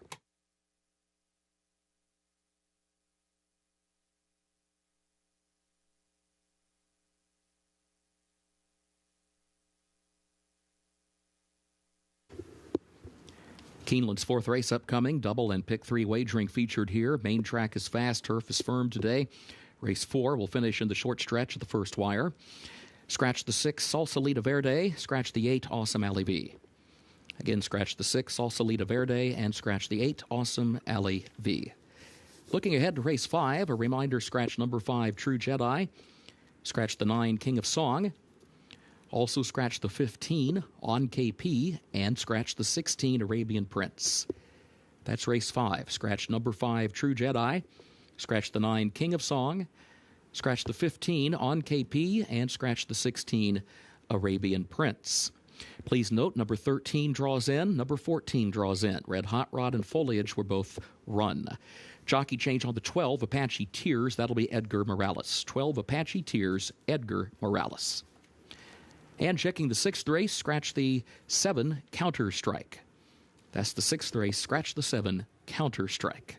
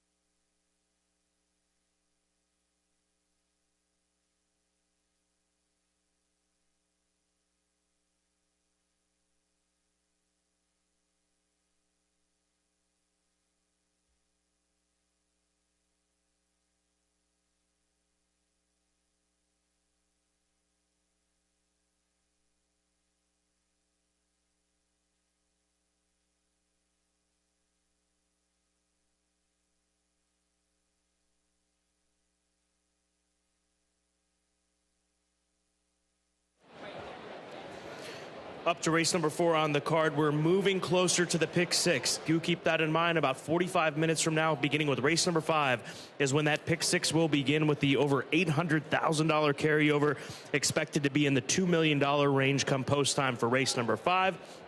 But first, race number 4, and we start with Love for Godolphin. This is a Medaglia d'Oro filly, half-sister to Essential Quality. That wonderful Grade 1 winner was debuted back in March of last year. It's been over a year since this filly ran her only race, and that was a good race that she comes out of. She was defeated by Green Up, who will be a major factor in today's Grade 3 Baird Double Dog Dare Stakes, the featured event today here at Keeneland. And not only that, Scott, I would say that Brendan Walsh, especially with the preparations in the morning, he doesn't look for really fast, flashy workouts. And this filly has been drilling bullet after bullet after bullet, even 58 and 3 coming out of the gate, best of 29 in early April here at Keeneland. So she looks like she's been working fast, working really well. She faced a good group in her debut, and she's bred to be a good one. Autism Community is the number 2 horse, Jonathan Wong for Johnny Tabuada. These are connections that won a lot of races on the West Coast, especially up at Golden Gate Fields. And Autism Community, part of the mission for Johnny Tabuada, the owner of this filly, is to bring awareness to autism. So you often see autism referred to in the names of his horses. This is a filly that has run some good races on the West Coast, and most recently was 4th at Turfway Park on the synthetic. Yeah, and I don't know that she was really taking to the surface that day. That's why I took a shot and picture on top this afternoon. She's a filly by Kitten's Joy out of an Irish mare, European pedigree on the bottom side, so you would think that turf would be her preferred surface. But I am very curious to see her ability on the main track today. And Jonathan Wong, I mean, he's just been sending out some really live prices at the meet. Magic Palace, the full horse Grant Forrester for Team Forrester. Of course, they had that disqualification earlier in the card today, so looking for a bit of redemption here on the afternoon, as is James Graham. He'll be in the saddle of this daughter of Palace Malice, the number 4 horse, a filly that ran 2 of her better races in her last 2 at Fairgrounds, going the 2-turn distances. It'll be her 3rd start off the layoff, and you have to like the progression that she made from her first to her 2nd start off the layoff, and I do think the 1 1/16 is probably her preferred distance. Scott, she doesn't really have a closing kick. She kind of just maintains in some of her races, so I'll be curious to see what the approach is with jockey James Graham tactically. Does he go to the lead? Does he hope that a fast pace can build up in front of him and then close? The one is not the only well-related horse in here. It oftentimes is the case at Keeneland Racecourse. Forever After All for Dixiana Farms is a half-sister to Tom's d'Etat, that wonderful stakes winner. Al Stall conditions this one, bred by Dixiana out of that first name Julia Tuttle by Connect here today. So she comes into this race off of a 6-month layoff, and hopefully she can get back into the type of form that we saw in the early days of her career, because she's got races that are very, very good and good enough to win against a group like this here this afternoon. Yeah, I'm kind of surprised she's still a maiden, Scott. Some of her races, she ran very fast. 82 by her speed figures, 80 by her speed figures. Usually when you can produce that type of fast figure, you can break your maiden. But unfortunately, she's just faced tough fields throughout her career. I guess the only race that I didn't really like was her race at Churchill Downs back in September when she lost at 62 cents to the dollar. She came back to run against the likes of Inventing. That was a very tough field, and she has been sidelined since then, so maybe she can turn things around in her 4-year-old season this year. Riders up for race number 4. Once again, don't forget, race number 5 starts the pick 6. That's in about 40 minutes from now here at Keeneland Racecourse with that massive 3-day carryover. We'll clearly remind you of that, but don't let it get past you. Construct those tickets, and we look forward to this 4th race as well, where we've got exacta, double, trifecta. Pick 3s continue to roll, as do we have the dime superfecta wager available here in race number 4. Good luck.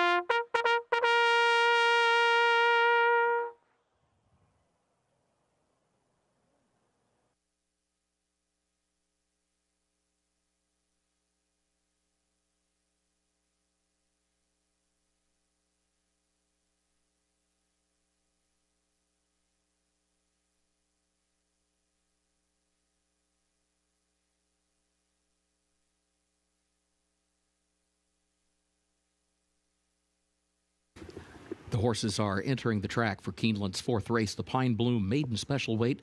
Fillies and mares age 3 and up, a mile and a 16th over the fast main track. Race will finish in the short stretch at the first wire. Scratch the 6, Salsalita Verde, and scratch the 8, Awesome Alley V. Double and pick 3 wagering featured here. Post time at just 7 minutes. Main track is fast, turf firm.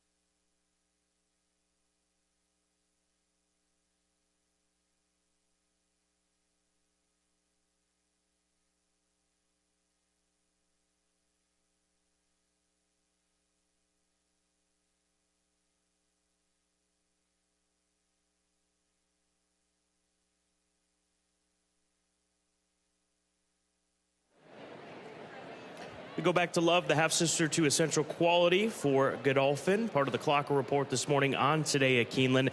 She's now even money, which means she would double your money if that bit of odds holds up here in race number 4. Scott, she looks fantastic this afternoon, just so well prepared off that lengthy layoff. She's fresh, which I don't mind to see.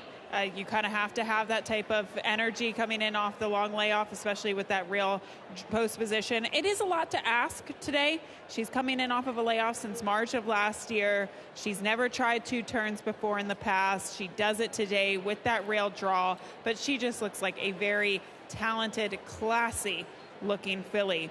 And to me, she is by far a physical standout against this field. Well, even money versus 5-2. Here's the second choice, the half-sister to Tom's d'Etat. That's forever after all for Mr. Shively and his family, Dixiana Farms. The daughter of Connect, Alstall, saying she's doing well coming into this race, and said that she was a little immature in her early days and looks like she's pretty well behaved out there on the track now. Looks like a pro under Flavian Pratt. Yeah, I like that she broke away from the pony because I think that's helped her focus a little bit and get some of that nervous energy out of her. One thing that I did notice, she is dappled. She looks very fit off the layoff, but she was getting a little warm, and it did seem like she was kind of keyed up a little bit with the pony. So now that she's broken away from the pony and gotten a good warm-up in, I think that'll certainly help calm those nerves. Mile and 16th the distance for this maiden special weight event. First wire finish, short stretch here at Keeneland. Race number 4 coming up in less than 4 minutes.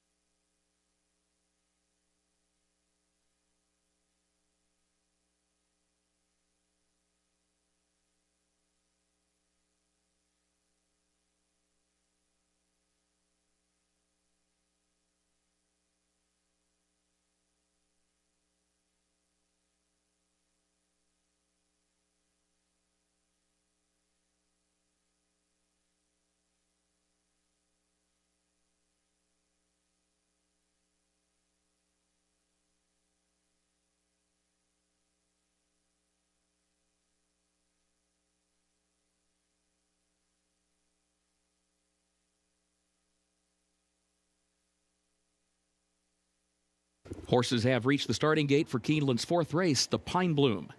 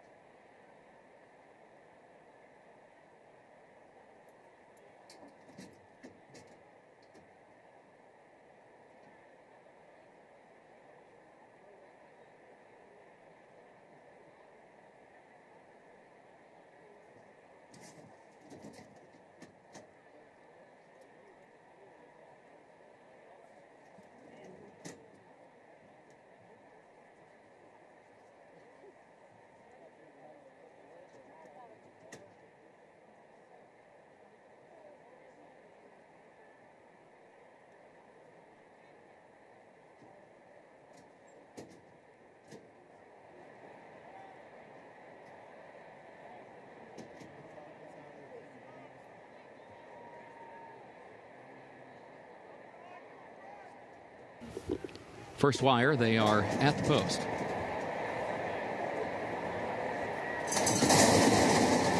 And they're off.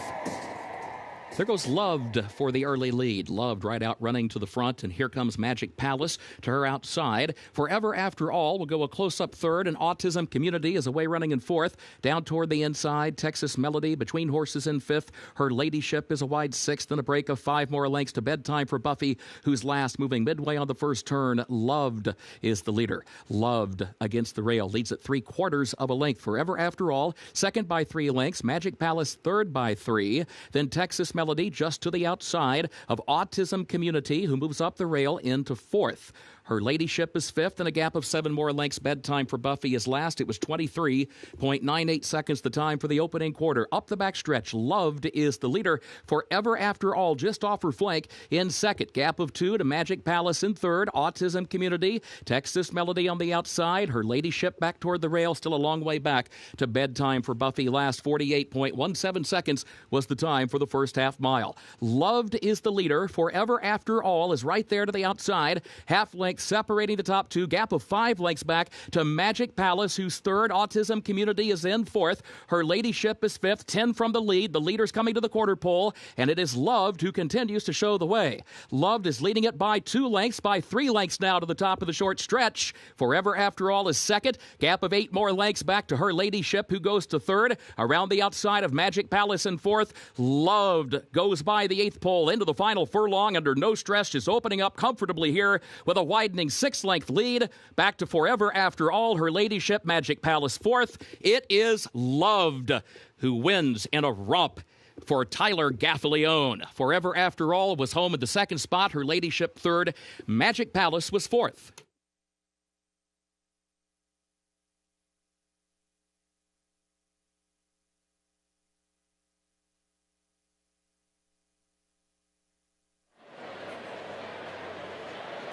The well-bred Love, too much form here today. The Godolphin homebred, the filly by Medaglia d'Oro, correct myself, half-sister to Maxfield, that Grade 1 winner here at Keeneland. A sensational racehorse, a sensational family, and Loved brilliant today in her second career start. She certainly was impressive today, Scott. She ran to her training in the morning, and she was well prepared off the layoff for trainer Brendan Walsh. Tyler Gaffalione, just a passenger along for the ride today.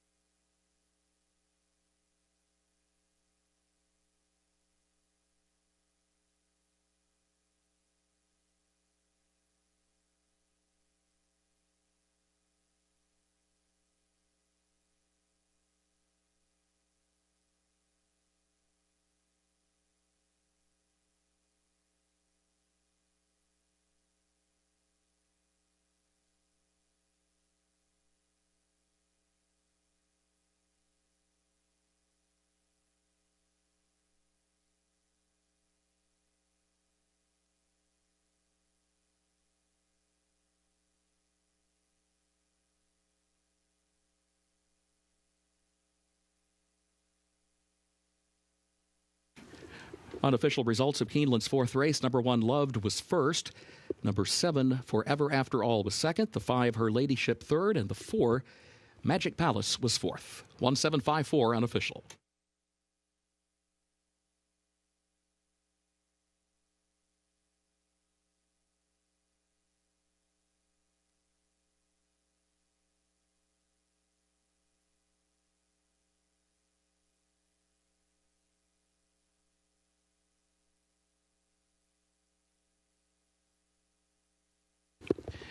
In the winner's circle for Keeneland's fourth race, the Pine Bloom, number 1, Loved, races for Godolphin LLC of Mohammed Al Maktoum and others, trained by Brendan Walsh, the jockey Tyler Gaffaleone.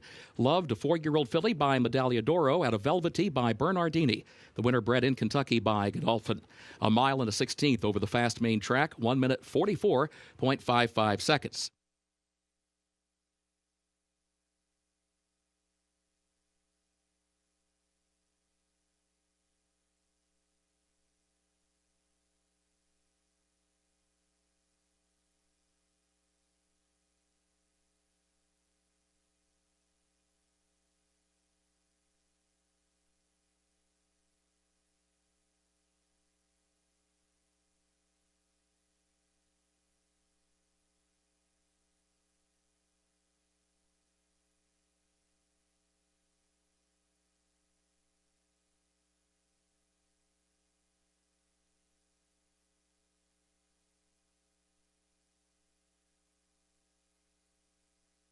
Results are official for Keeneland's fourth race, 1754 official.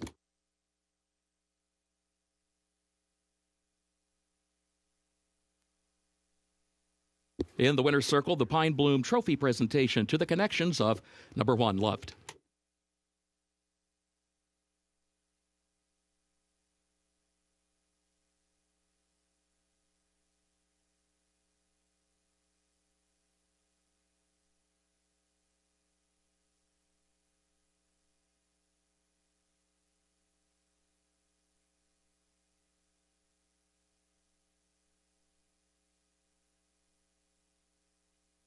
Keeneland's fifth race upcoming. This will start the Pick 6 with that carryover of $859,000. Double and Pick 3 wagering also offered here. And the start of the Keeneland Turf Pick 3 made up of races 5, 8, and 10. The turf is listed firm, the rail at 10 feet. In race 5, a reminder, scratch number 5, True Jedi. Scratch the 9, King of Song. Also scratch the 15, On KP, and the 16, Arabian Prince. Again, scratch the 5, True Jedi. Scratch the 9, King of Song. Scratch 15, On KP, and 16, Arabian Prince. A reminder, both the 13, Red Hot Rod, and the 14, Foliage, will run. And there's a jockey change for the 12, Apache Tears, Edgar Morales. Apache Tears, the jockey, Edgar Morales. Looking ahead, race 6, scratch the 7, Counter Strike. Race 6, scratch the 7, Counter Strike. Seventh race, scratch the 1, Coppa Girl, and scratch the 2, Truly Grateful. That's the seventh race, scratch the 1, Coppa Girl, and scratch the 2, Truly Grateful. Checking the 8th race, a reminder, scratch the 7, Fancy Martini, and scratch 11, Lil King's Princess. That's the 8th race, scratch the 7, Fancy Martini, and scratch 11, Lil King's Princess. The featured 9th race, the Bear Double Dog Dare. Scratch the 5, Moon Swag, and scratch the 6, Music Street. That's the featured 9th race.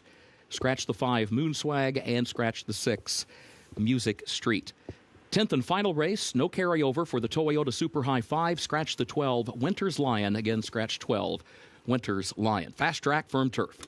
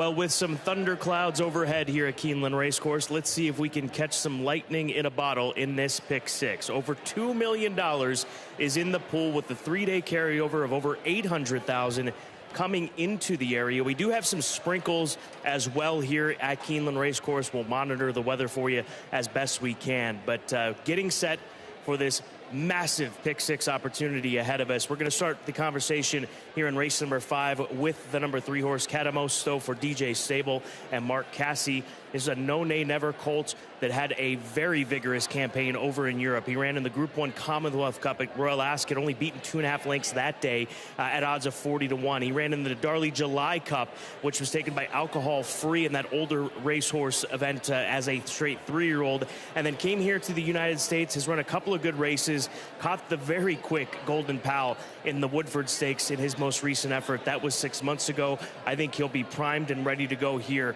against this group. 5-1 on Catamosto. His last race going against Golden Pal in the Grade 2 Woodford was not great. He never really picked up the bridle that particular day. But Scott, his performance against Stakes Company at Saratoga stateside was very good. He lost to a horse by the name of Big Invasion, who is a multiple stakes winner for Christophe Clement, just a very tough turf sprinter. So he did face some good ones already here in the States. Of course, he faced some good ones overseas as well, having faced Group 1 company twice in his career. So Catamosto, I think he's going to bounce back in a big way off the layoff. We do have a horse acting up here, just getting loose for a second. That's the number 1, and that is Detroit City, but he didn't get too far, and they're going to get regrouped with the saddling process on Detroit City for Calumet. We'll get to him in just a moment. Let's go to the number 7 horse. That is High Front for Jonathan Thomas. Also comes into this race off of a long layoff for the Augustin stable, last seen 10 months ago in the Paradise Creek, a 7/8 stakes race at Belmont Park. And he's quick. You have to be in a turf sprint. I don't think he quite liked the 7 furlongs in which he stretched out to last time out in the Paradise Creek at Belmont Park. That was a long time ago. It was last May, but you see the running lines. He also ran against Big Invasion. So a little bit of a common thread there between the 7 and the 3. And I just think he can really sit the trip forwardly placed today. The 1 horse Detroit City now 7-1.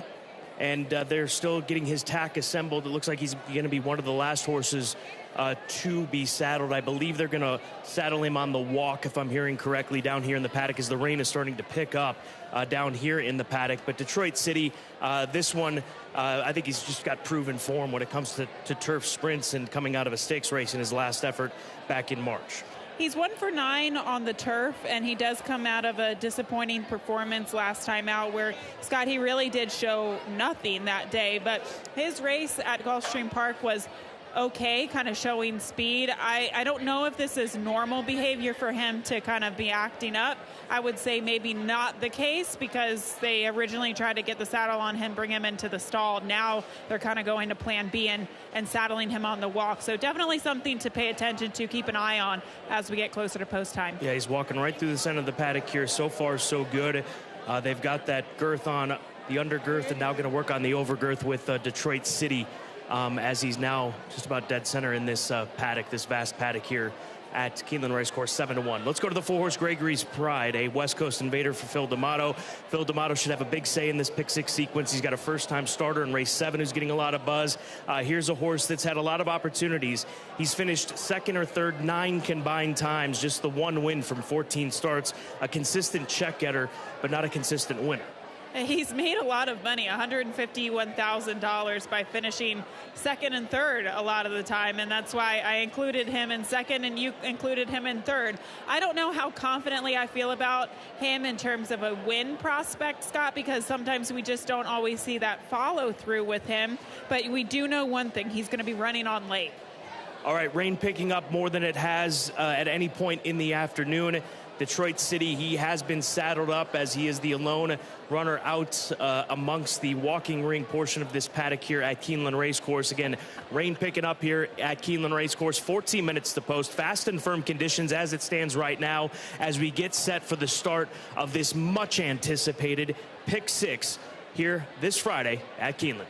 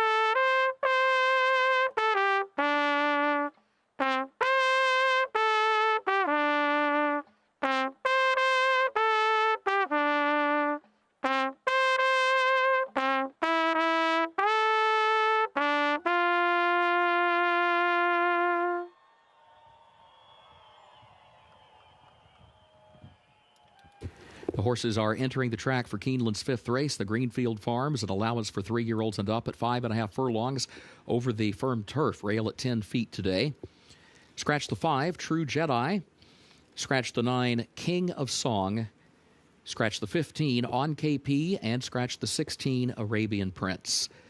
A reminder, both the 13 and the 14 will run. Red Hot Rod and Foliage both will run. Jockey change on the 12, Apache Tears, Edgar Morales. 12 Apache Tears, Edgar Morales, the jockey.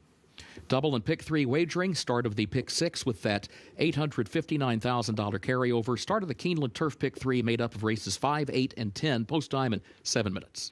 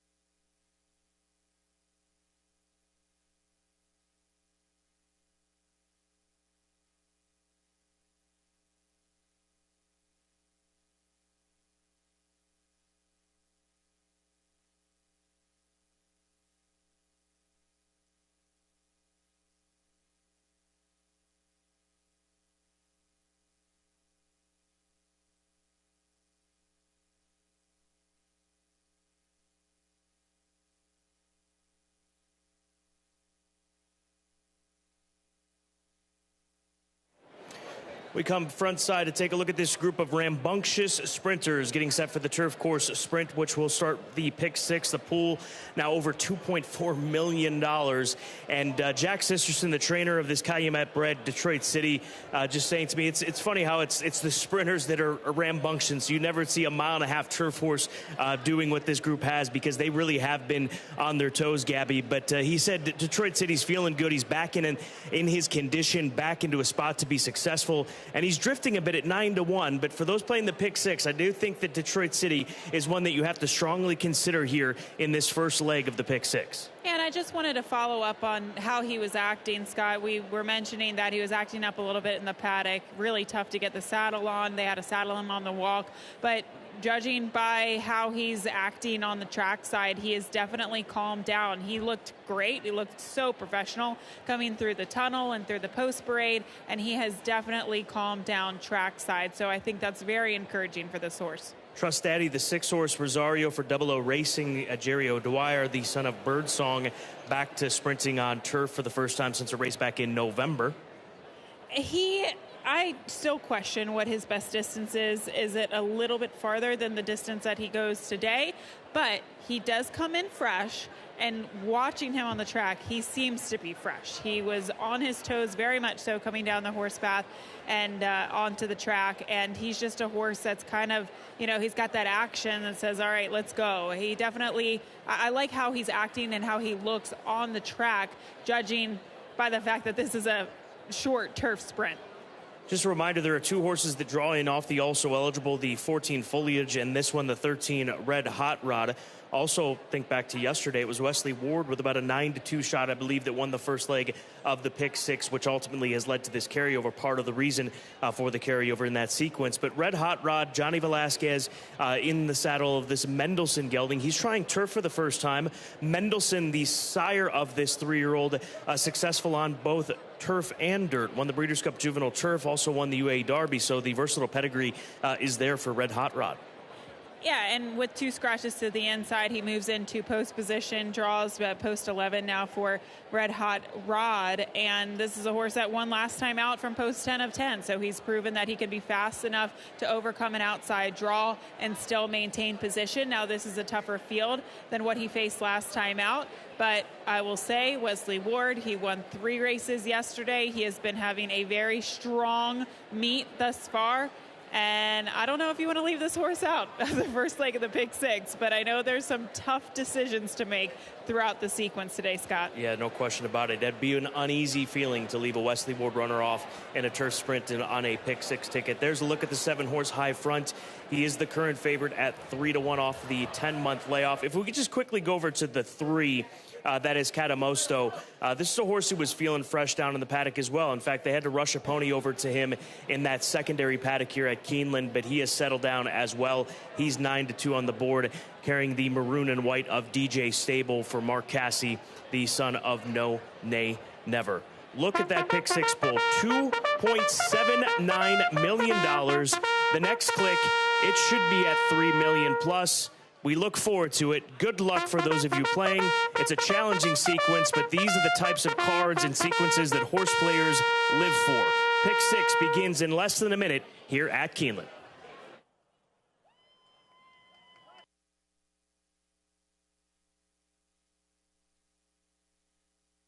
The horses have reached the starting gate for Keeneland's 5th race, the Greenfield Farms, start of the pick 6, and start of the Keeneland Turf pick 3.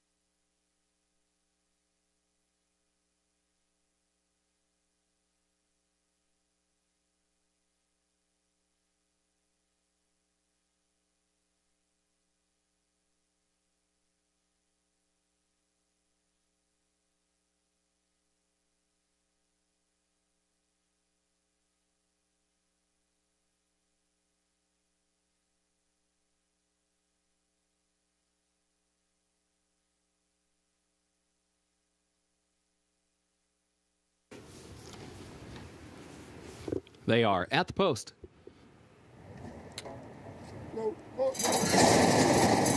And they're off. There goes Charging Arrow for the lead. Red Hot Rod is right there. Those 2 come to the front. Here's Catamosto, and here is High Front. Catamosto to the lead. High Front goes to the 2nd position. Jura 3rd. Charging Arrow is in 4th. Trust Daddy is 5th. Red Hot Rod 6th up on the outside. Foliage 7th. Wide onto the far turn. Apache Tears moves up between horses in 8th. Gregory's Pride is 9th down toward the inside. And then Detroit City, who travels in the 10th position. BD Valesky is 11th. Caffrey last of the 12th. 21.27 seconds for the opening quarter. Catamosto Catamosto leading High Front by a length around the far turn. Then a gap of just over 2 more lengths. Trust Daddy is in third. Gregory's Pride against the rail fourth. Charging Arrow is in fifth. Jura sixth between that pair. 7 from the lead. High Front right alongside of Catamosto. Then a gap of 3 more lengths. Back to Gregory's Pride and also Trust Daddy, who's there, but fourth down toward the inside. Here comes Gregory's Pride running after High Front, and then comes Trust Daddy in the third position. It is Gregory's Pride, High Front, B.D. Valesky running late, then Trust Daddy down to the line. This will be close. A head-bobbing photo for the win to get us started in the pick 6. It will either be Gregory's Pride or High Front.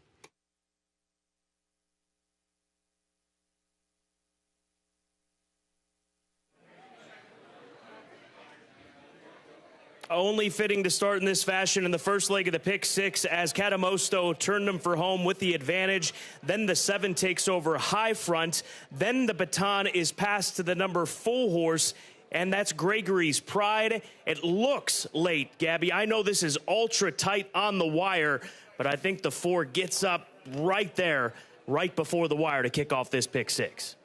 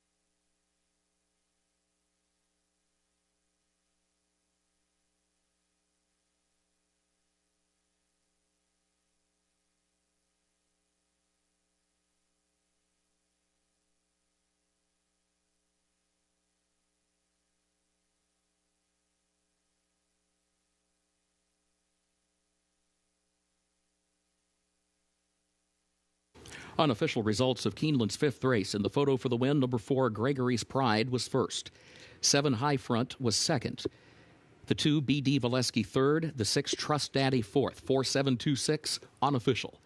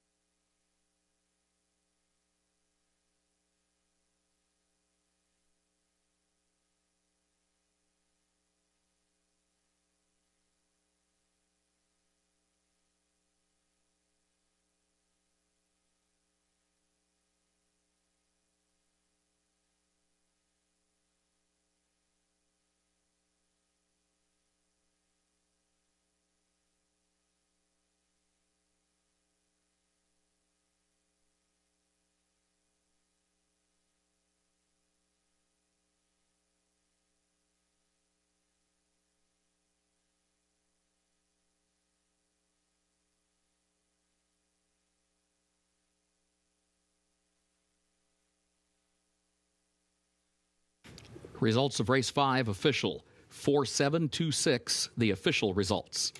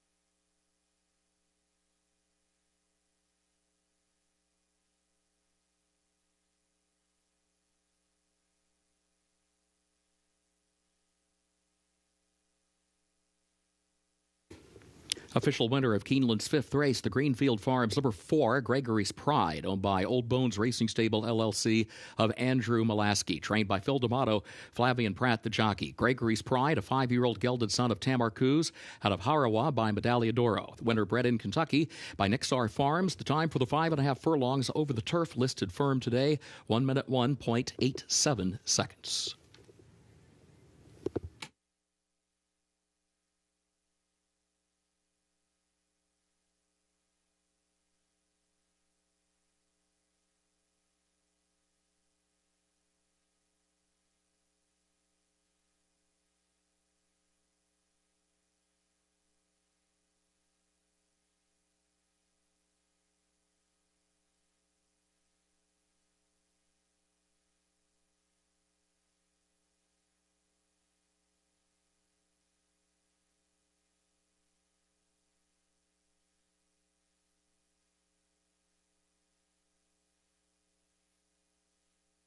Early pick 5 pays on 5 of 5 with a consolation 4 of 5. Gregory's Pride trophy presentation now for that fifth race.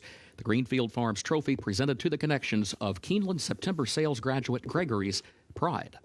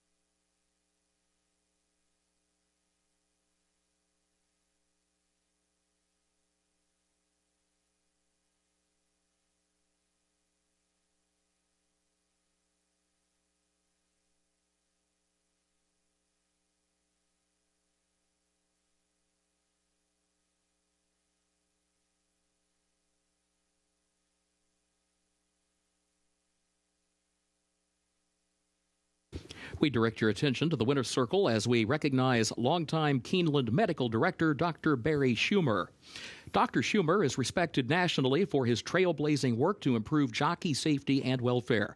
During his 24-year tenure at Keeneland, Dr. Schumer spearheaded 2 safety initiatives now in use throughout the U.S. The Jockey Health Information System to maintain updated medical histories on each jockey, and the Jockey Injury Database to track a host of variables aimed at enhancing rider safety. Dr. Schumer also was instrumental in developing concussion protocols for riders. We thank Dr. Schumer for his outstanding service to Keeneland and his dedication to the betterment of thoroughbred racing.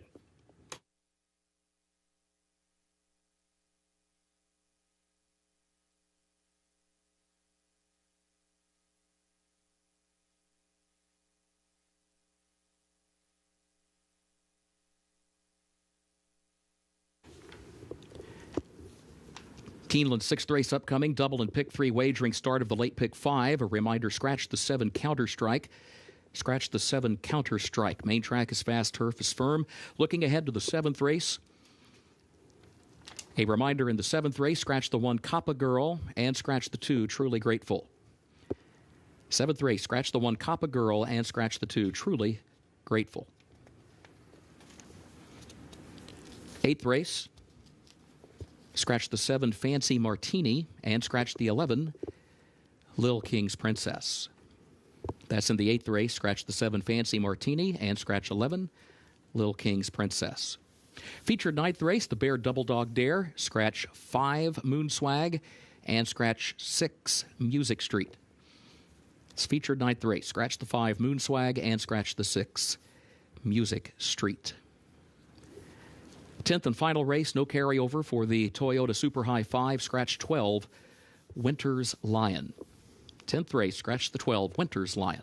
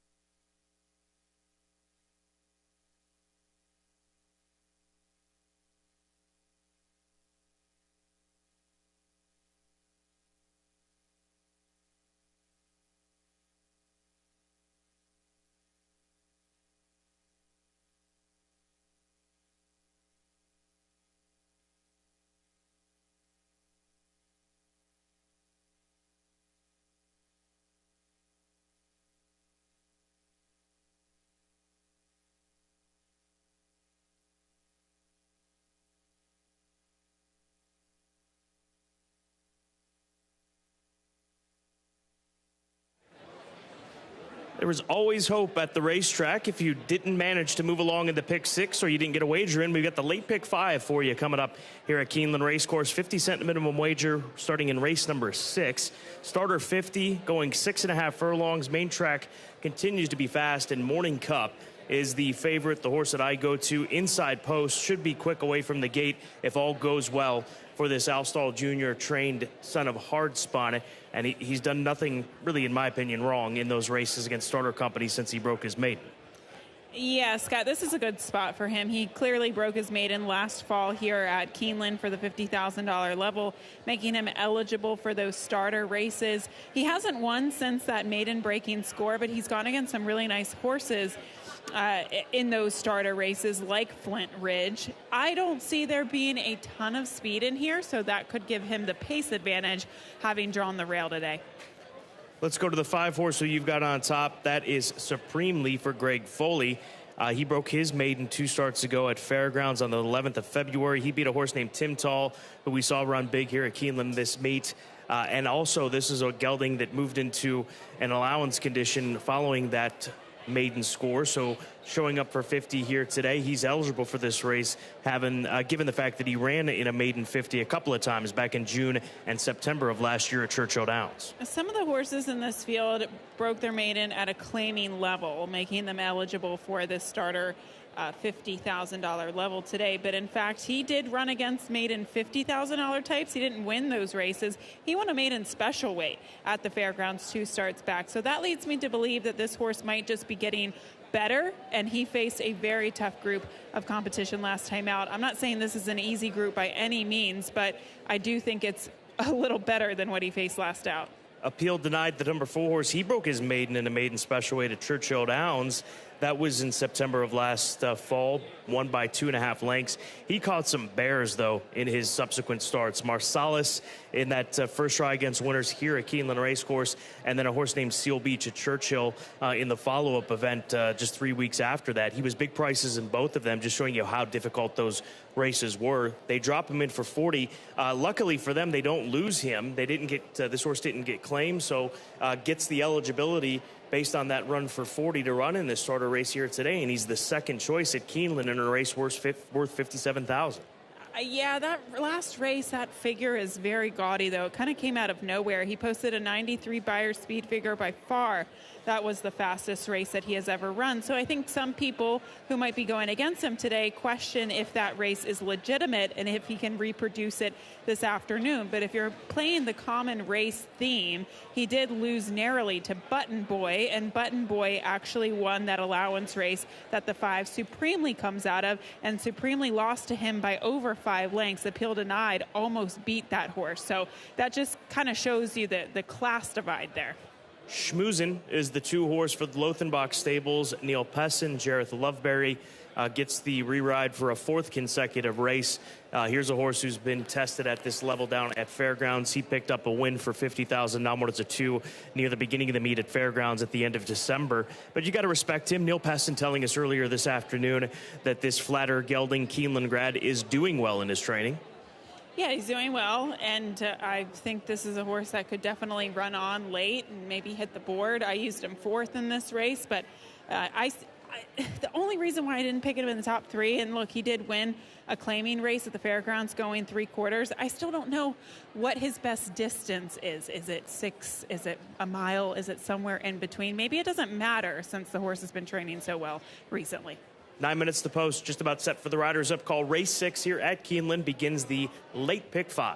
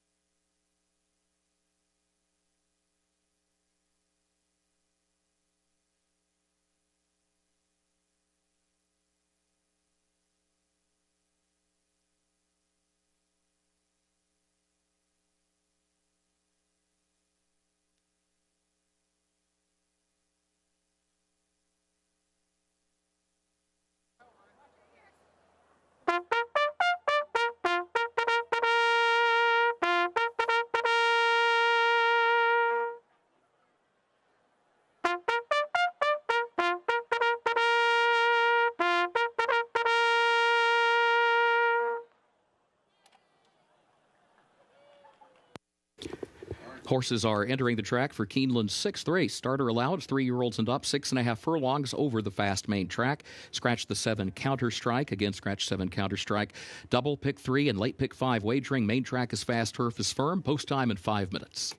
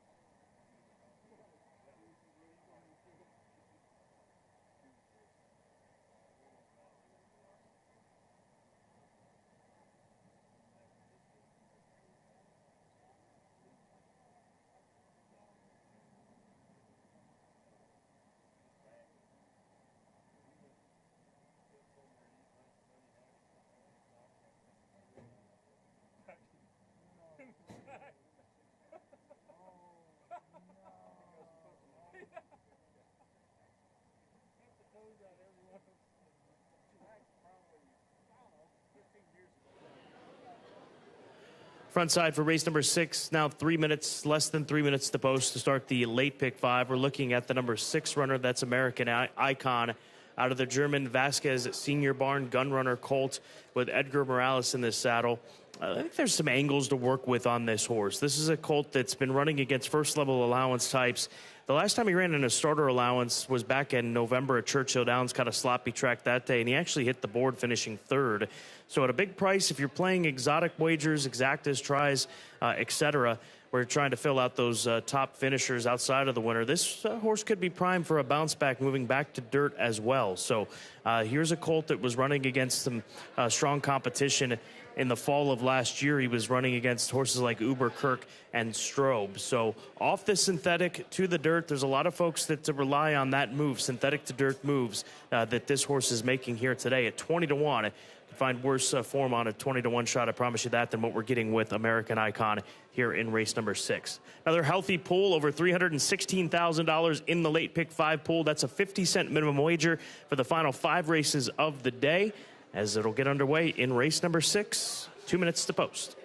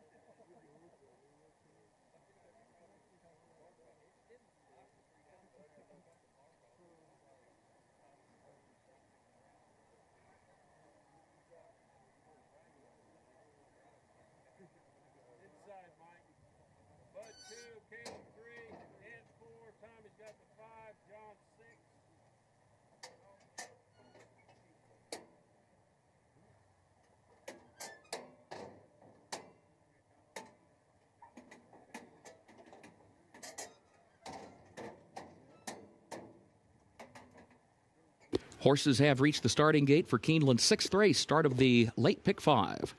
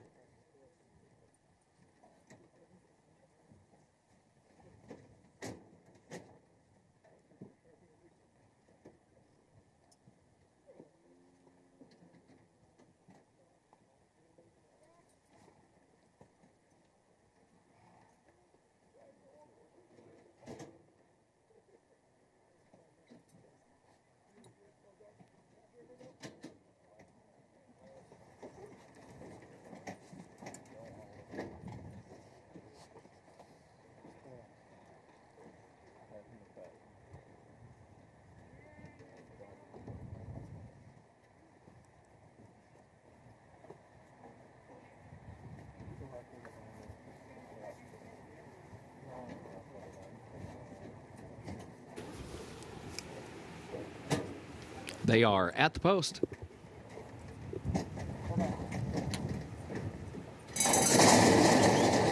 And they're off. Appeal Denied comes out for the early lead. Morning Cup is right there, supremely up close in the opening strides, and third to the far outside as they head up the back stretch.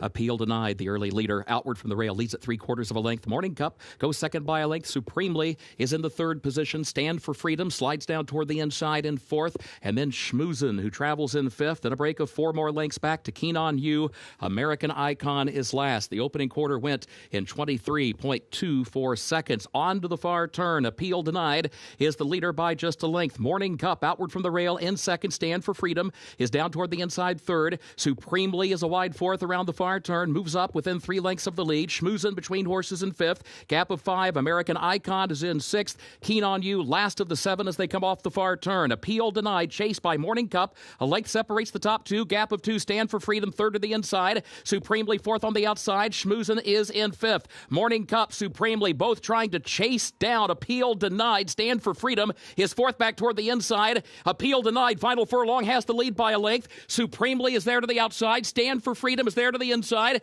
A 16th to go. Appeal Denied with Stand for Freedom there toward the rail. Appeal Denied, Stand for Freedom, heads bobbing on the line. It'll either be Appeal Denied or Stand for Freedom.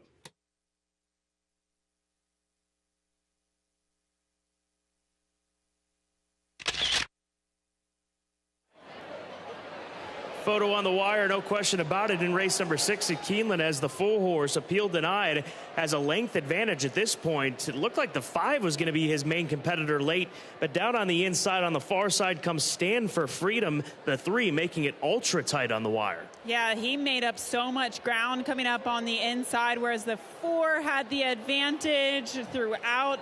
Appeal Denied under Tyler Gaffleone, taking advantage of kind of a lack of pace and going to the lead today. The 3, Stand for Freedom, another closer look coming down to the finish line as these 2 horses head bob. We'll let the photo decide the official results of this race.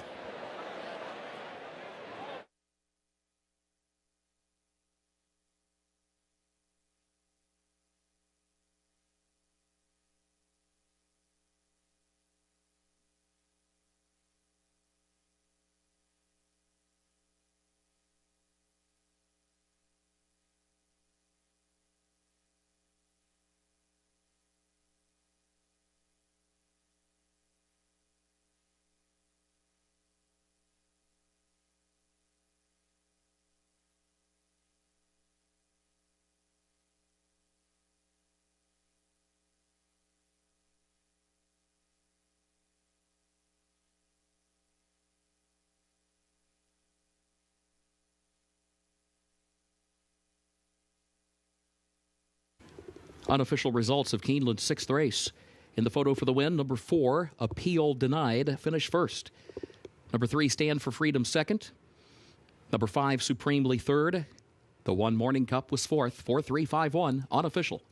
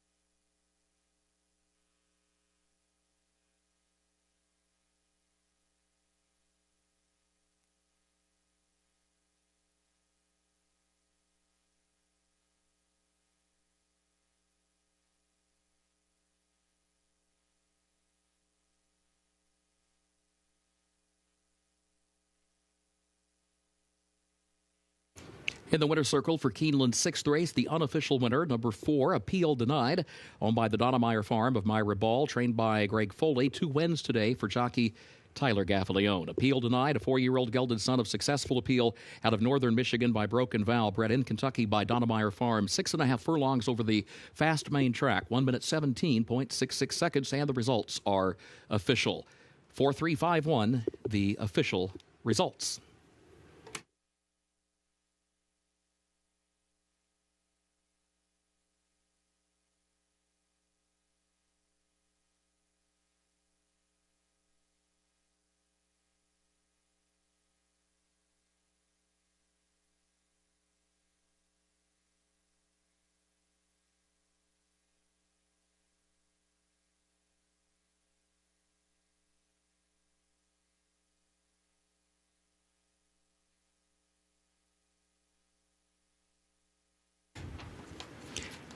Keeneland's 7th race upcoming. Double and pick 3 wagering offered here. Also the start of the late pick 4. Main track is fast. The turf is firm. In the 7th race, a reminder, scratch the 1 Coppa Girl and scratch the 2 Truly Grateful.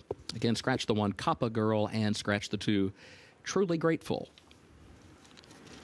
8th race, scratch the 7 Fancy Martini and scratch 11 Lil King's Princess. That's the 8th race. Scratch 7 Fancy Martini, scratch 11 Lil King's Princess. Featured 9th, the Baird Double Dog Dare. Scratch the 5 Moonswag. Scratch the 6 Music Street. That is the featured 9th race, the Baird Double Dog Dare. Scratch the 5 Moonswag. Scratch the 6 Music Street. 10th and final race. Scratch 12 Winter's Lion. 10th and final race. Scratch 12 Winter's Lion.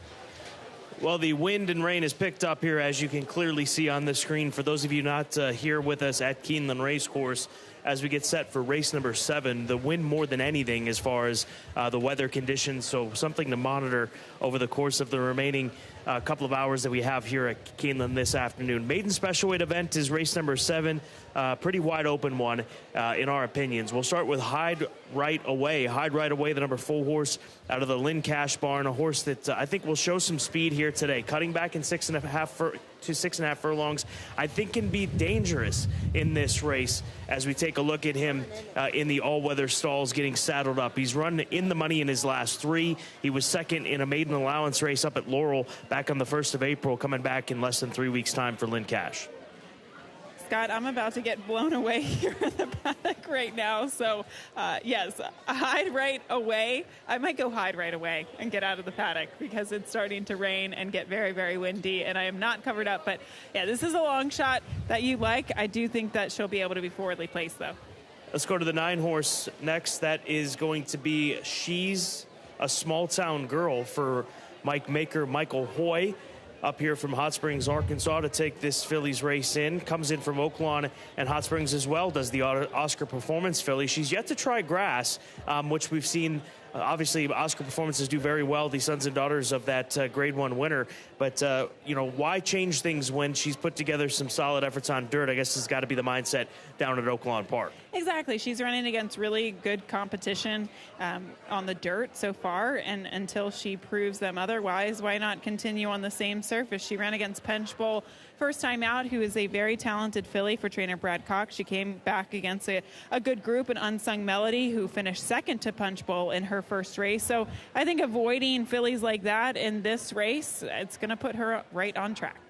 Check Engine Light is the 8, 3-1. Saez will be riding for Jorge Abreu. This will be another new rider for this filly. Will have a 5th different rider in her 5th career start. She comes out of a stakes race, the Busher Invitational up at Aqueduct, but her maiden races prior to that in the one-turn distance is very favorable as far as form compared to a lot of these fillies. She's just coming out of good races, simple as that. And I also think the turn back or cut back in distance should help her. She didn't really show up last time out, which was a little disappointing, but she was almost 20-1 in the Busher Invitational. But 2 starts back, she showed a little bit of early interest and then narrowly defeated at 90 cents to the dollar. So turning back in distance, I think we'll see something more similar to that maiden race back at Aqueduct in December, where she rates from off the pace and then tries to make one run. Sassy Walker, she's been a buzz horse, kind of a steam type horse is the term we like to use, a horse that gets talked a lot about at the beginning of a race day going into a card. And folks have responded in the win polls. She's down to 2-1 for this debut. Phil D'Amato seeking his 2nd win on the card as he took race number 5 to start the pick 6. I think it's because of that most recent work. I know clockers have liked it. People have liked it. That drill was out of the gate 3rd best out of 56 that day, 47-3. She had been working well at Santa Anita already, but that recent drill at Keeneland, I think, has, a lot of people talking. Magical Loot, the 5 horse for Woodham Thoroughbreds. Ian Wilkes, Brian Hernandez Jr., the team behind the 5. She's 6-1. Ran well on debut, then ran into a good filly, Batucada, in that last run, which was over 7 months ago over at Churchill Downs. So we'll see how she fares on the comeback. It's Lasix for the first time, does the McLean's Music filly. Yeah, she ran the mile last time out. She ran against Batacuda, a pretty decent filly that day. She was the beaten favorite. The only issue with, I shouldn't say issue. I actually think it's better turning back in distance, because sometimes we see horses just fall a little bit flat and just one paced at wrong distances. But I did like her closing kick in her debut when she was sprinting. The wind continues here. The higher winds over the course of the afternoon compared to the rest of the day is the high at this point in time, the swiftness of the wind, but the rain has tapered off just a bit. But looking at the radar, there is some more rain to the east of us, so something I think that we'll be dealing with for the remainder of the card. But we'll clearly keep you up to date. For those of you, again, that aren't here at Keeneland with us, we will update you on these weather conditions, and as I say that, the rain picks up a little bit more. So off and on rain at this stage of the afternoon here in the Lexington area. We're coming up on race number 7, start of the late pick 4.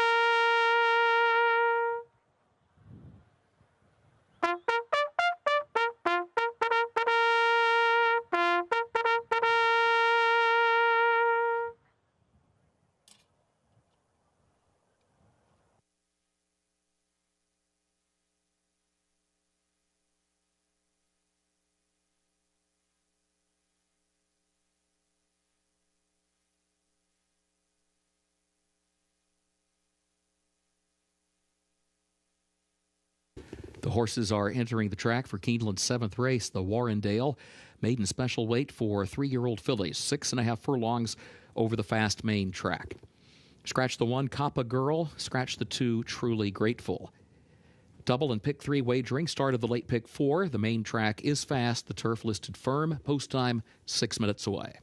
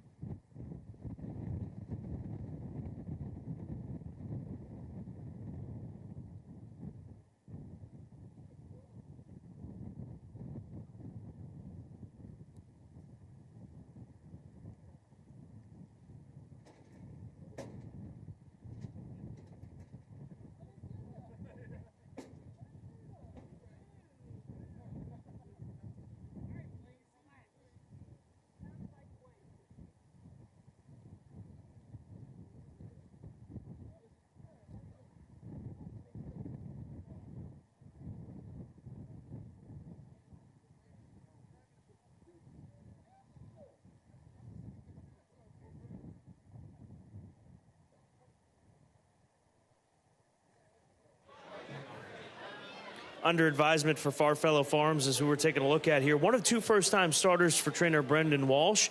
Farfellow Farms, they've had a good run over the last couple of years. This is a homebred for them, daughter of More Spirit, Grade 1 winner. Just the 2nd starter for this Tisway First Dam, Waltzing in the Rain. Perhaps a hunch play with the rain we've got in the area. But all kidding aside, comes in to this race with a series of works down at Palm Meadows in Florida and worked in 101 and 2 Bullet on the 23rd of March. So some good 5/8 works, should be plenty fit to go 6.5 furlongs. I don't think that fitness will be an issue with under advisement with Joel Rosario in the saddle. Here's the other Brendan Walsh first-time starter for John and Riley Hess. That is sister woman, daughter of Bolt Doro, who had an amazing start to his stallion career with his first crop of 2-year-old runners last year. This filly, part of them, she did not debut at the age of 2, but there she is taking it all in. Like the way that she's acting, just watching her out there, watching her stop, taking it all in, and now moving forward with Johnny Velasquez. Sister woman, 13-1 on the board right now, the daughter of Bolt Doro. And then we go to the favorite, the number 6 horse, to check in on Sassy Walker, 2-1 with this debuter as well for Phil D'Amato, a Munnings filly. She's a Keeneland graduate from the September sale of 2021, a $180,000 purchase for Michael House and Old Bones Racing, bred by John and Frank Penn here in Kentucky. We were told she would be live coming into the afternoon, and the tote board suggesting that as we close in on post time. You can see the rain coming across sideways a bit on the front side. Looks like more rain has come, and in fact it has come back into the area here at Keeneland Racecourse. Race number 7, but we'll begin the late pick 4, pool over 200,000.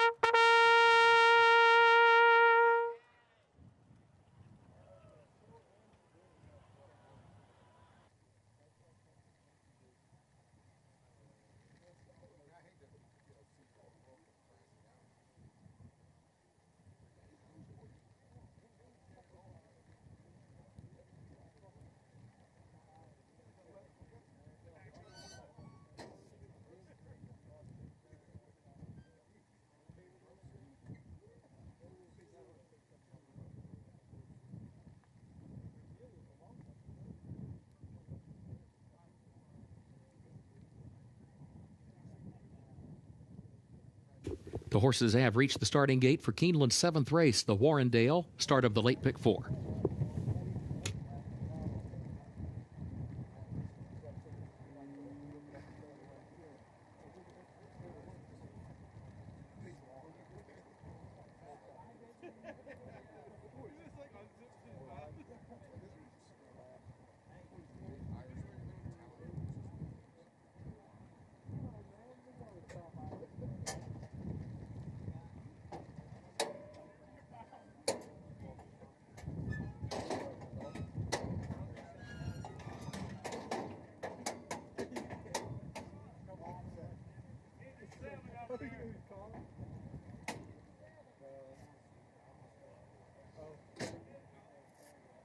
He couldn't beat that guy.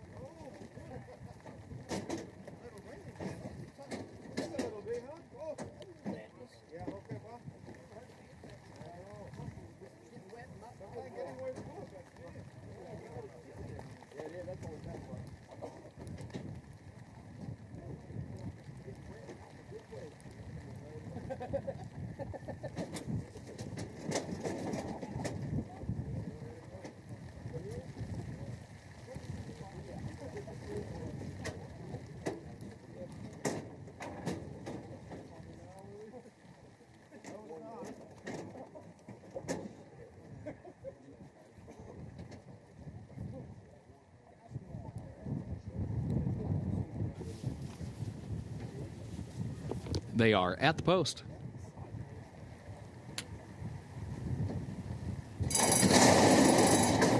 And they're off. She's a small-town girl out for the early lead with Check Engine Light. Sassy Walker under advisement moving up down toward the inside with Hyde right away. A lane off the rail moving up now into third. But at the front of the field, it is Sassy Walker, at least for a moment. Challenged now for the lead by Hyde right away, who puts a head in front. And then under advisement goes third down next to the rail. Followed by She's a Small Town Girl, drops back and forth outside of Check Engine Light fifth. Corey Felice is in sixth. Magical Loot goes in the seventh position onto the far turn. Delaney's Grace is in eighth spot and is followed by Sister Woman wide at the back. 21.94 seconds as the field rounds the far turn. Back up front, it is Sassy Walker who is there to the outside, has a head in front, Hyde right away, fights right back to the inside, now pokes ahead in front. Then a gap of 5 more lengths. Under advisement is third by just a length. Corey Felice is fourth on the outside, Check Engine Light fifth. They turn for home. Sassy Walker has the lead. Sassy Walker leads it by a length and a half coming to the eighth pole. Corey Felice under advisement are running late from the outside. Magical Loot down the center of the track is still 7 from the lead. Under advisement, Corey Felice, Magical Loot, all trying to catch Sassy Walker, a 16th to go. Under advisement, Magical Loot on the far outside. Magical Loot, Brian Hernandez Jr. Magical Loot up to win it. Close for second. Either Under Advisement or Corey Felice for that runner-up spot, and then further back, Sassy Walker was fourth.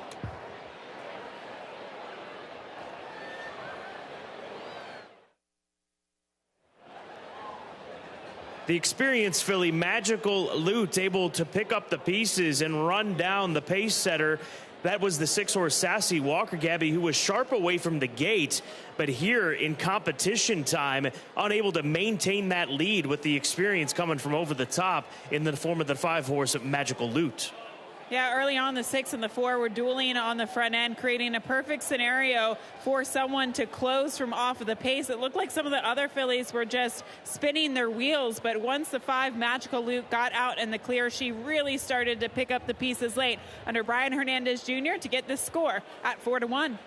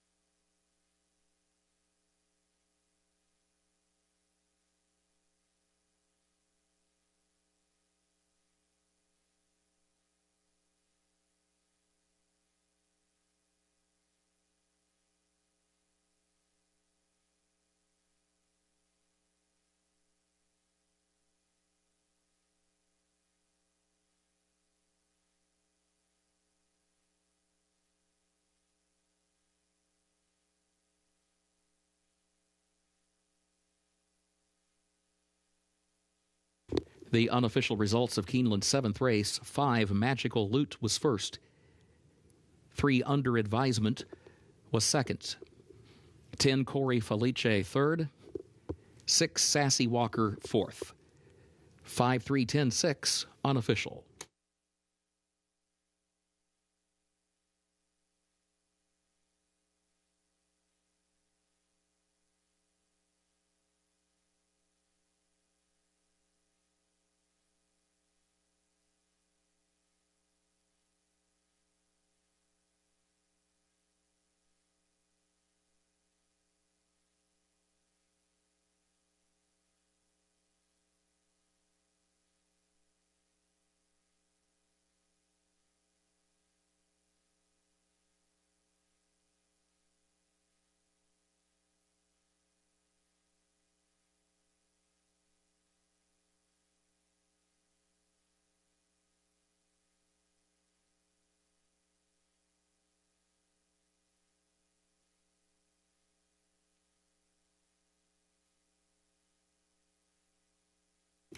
Results of race 7 official.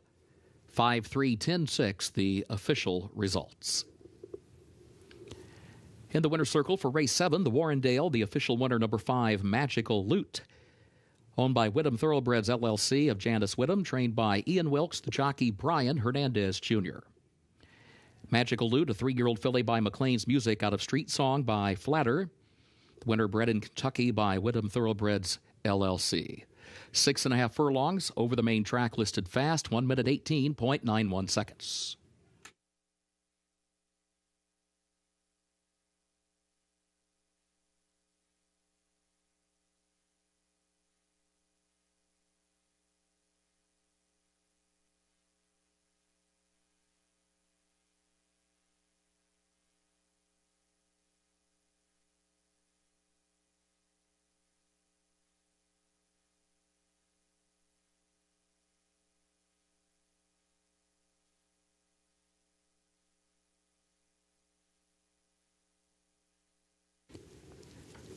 In the winner's circle, the Warrendale Trophy presentation to the connections of Magical Loot.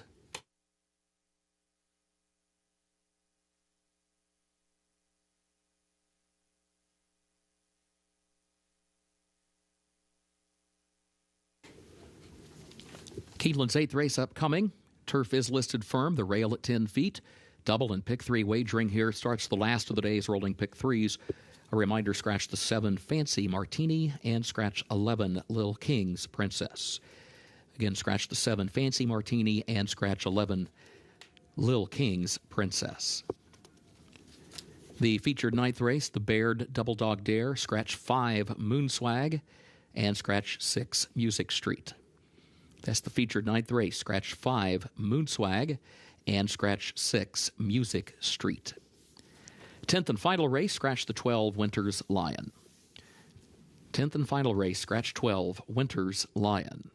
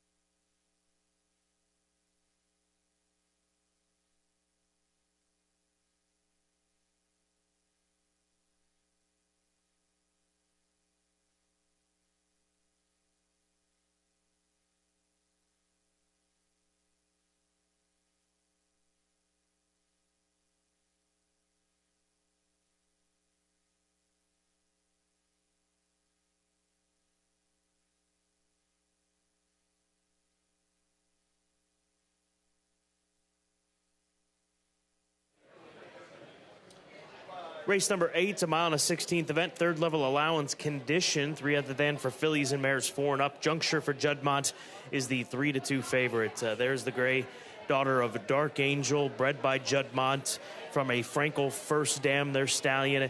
Frankel, that all-time great. This is a horse that comes over off of runs in Ireland. 9 races in Ireland. Won the Patton Stakes last year at the age of 3, part of the European Road to the Kentucky Derby. And she beat the boys that day. In fact, her 2 wins last 2 wins came on the synthetic surface at Dundalk. She ran in the 1,000 Guineas, one of the European classics for the fillies. And these fillies acting it's hailing, Scott. Is it? We do have some hail. Good call. Yeah. So these fillies reacting to the hail that is falling here in the paddock, and it's significant size pieces of hail. Penny-size hail right now. Why don't you run out there and grab a piece and so we can measure it? All kidding aside, they are holding it together for the most part as far as reacting to this hail, and now it's starting to come down even more in the paddock, as you'll start to see some folks scramble as well. So we've had a bit of everything from the wind to hail to heavy rain this afternoon in Lexington, Kentucky. But let's continue to talk about Juncture. She was beaten by Via Reggio 2 starts back, excuse me. I'll get back on track in the Group 3 Snow Ferry Philly Stakes.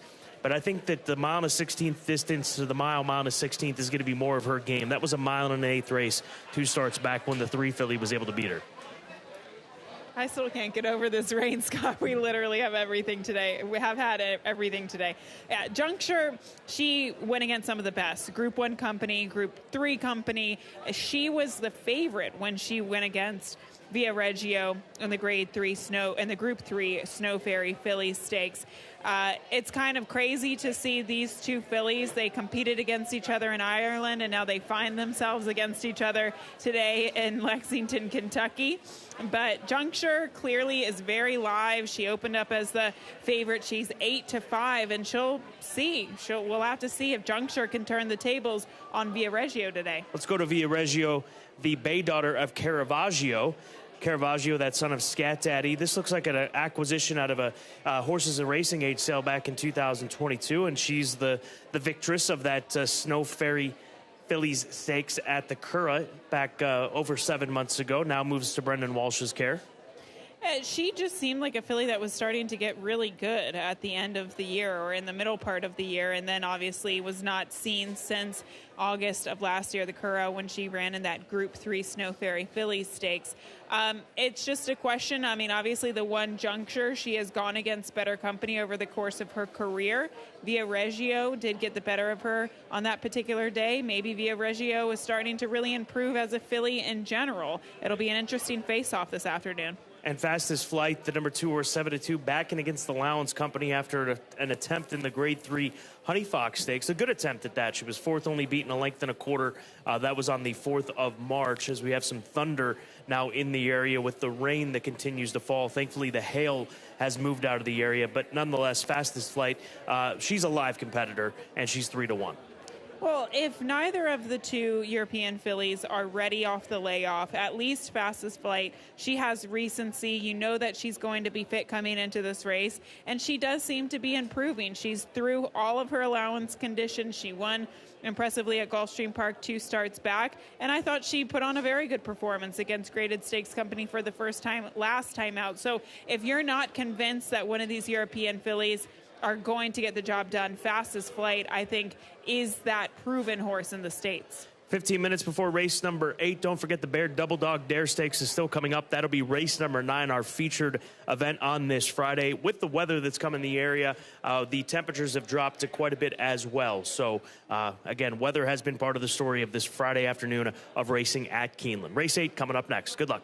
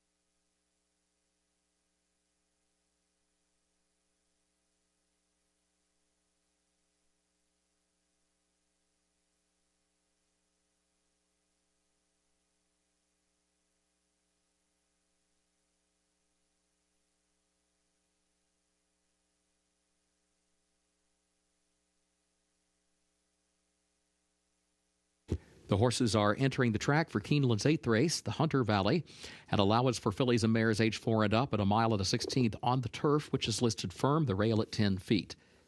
Scratch the 7, Fancy Martini, and scratch 11, Lil King's Princess. Double and pick 3 wagering. This will start the last of the day's rolling pick 3s. Turf is firm. The main track is fast. Post time 7 minutes.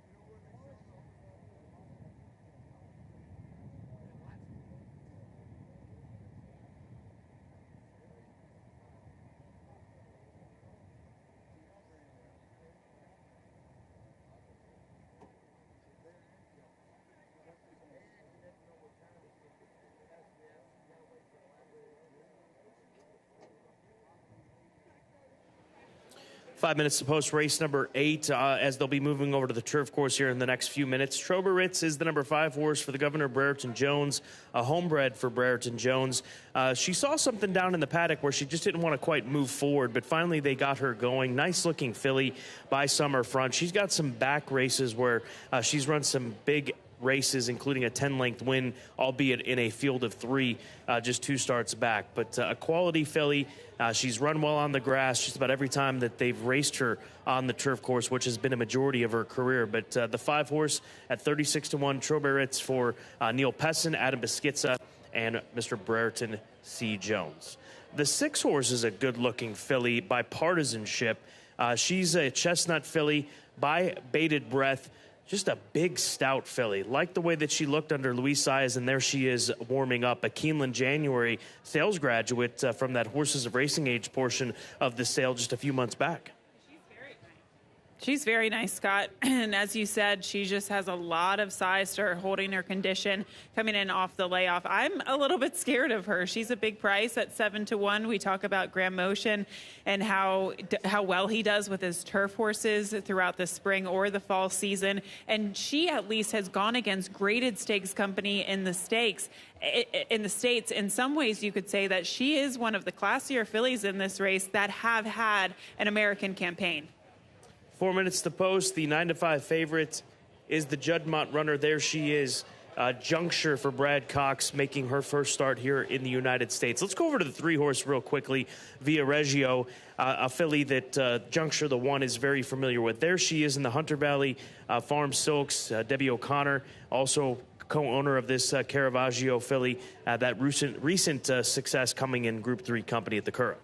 Yeah, and I talked to Fergus Galvin with Hunter Valley Farm, and he just said that the same partnership had a filly by the name of Family Way with Brendan Walsh. They did really well with her. They sold her. They had some equity. They made some money with her, so they wanted to reinvest, and that's why they went to Tattersall's and did pick up this filly in a Horses of Racing Age sale, or it's just a combination sale. But they liked her, and he said that Brendan Walsh said that she has acclimated really, really well. I asked him, Does he think that she can maintain this advantage over a horse like Juncture? And how did she do it last time? He said she got the jump on her, and that's going to be the plan with Tyler today. She's 4-1 on the board right now. Phenomenal betting race coming up. Race number 8, less than 3 minutes to post.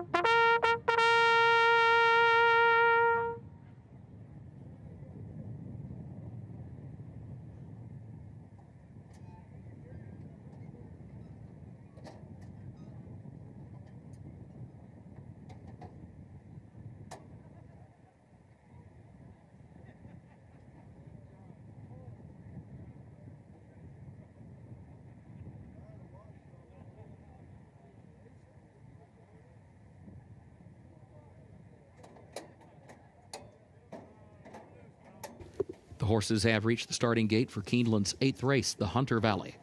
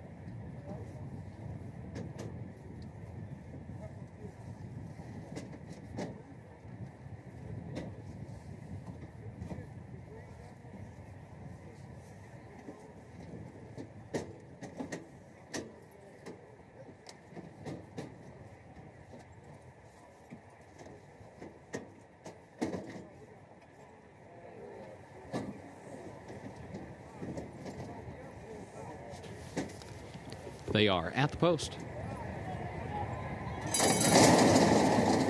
And they're off. There goes Bipartisanship toward the outside.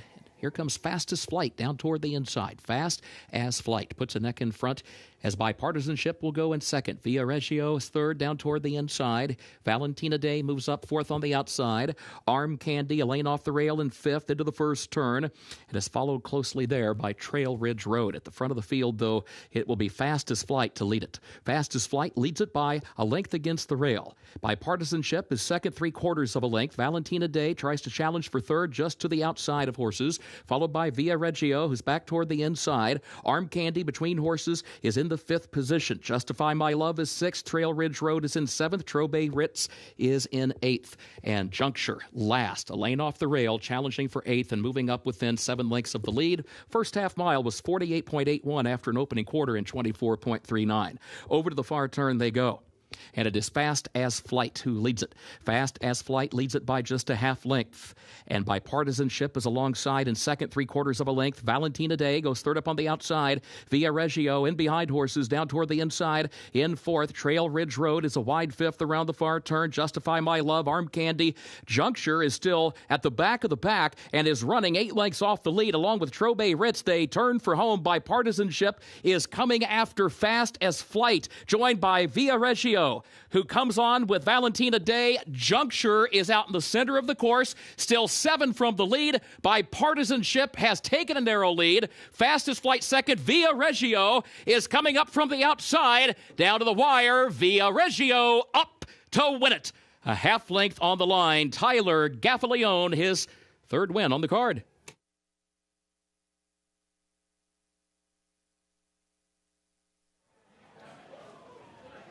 Via Reggio, the gray filly, bay filly rather, by Caravaggio, that gray son of Scat Daddy, holding off the grays here to win this one. She had to work for it. The 6 ran a giant race in bipartisanship, but bested by the 3 here late in stretch. This took every inch of real estate of the stretch to get this done. It looked like she was spinning her wheels a little bit at the top of the stretch, especially because those 2 fillies to the inside were really digging in, but she finally gets up just in time to hit the wire. The 3, Via Reggio, your winner of the 8th.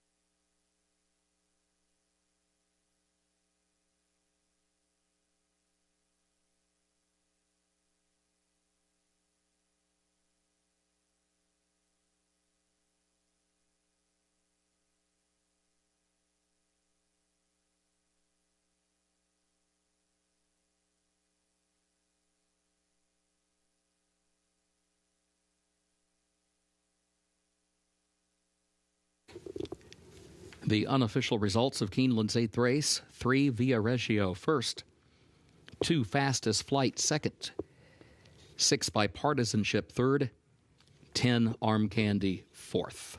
3, 2, 6, 10, unofficial.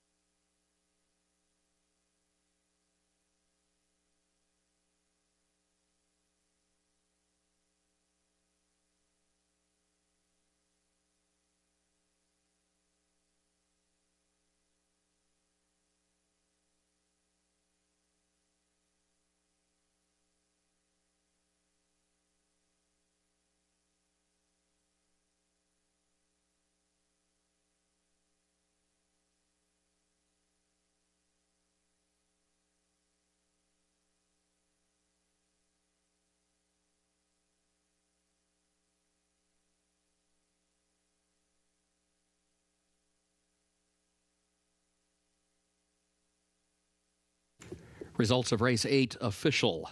3, 2, 6, 10, the official results.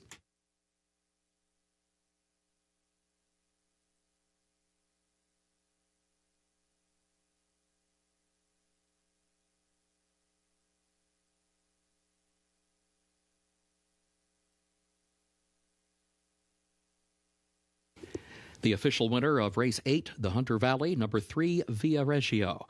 Owned by Hunter Valley Farm of Fergus Galvin, owned also by Deborah O'Connor, Mrs. Paul Shanahan, and Mark DeTample.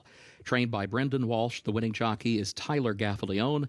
3 wins today for Tyler Gaffalione and 2 wins for the trainer-jockey combination of Brendan Walsh and Tyler Gaffalione. Via Reggio, a 4-year-old filly by Caravaggio out of Just Shown by Pour Moi. Bred in Ireland by Hawes Stud. Time for the mile and the 16th over the turf, listed firm, 1 minute 41.93 seconds.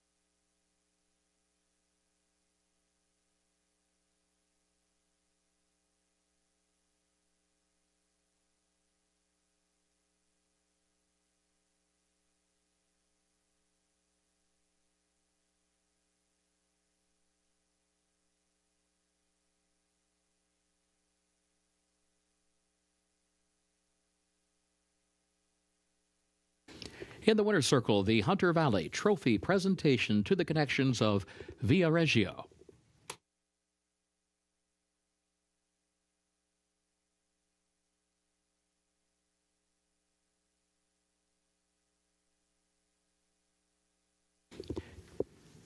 Keeneland's featured ninth race upcoming, the Bear Double Dog Dare.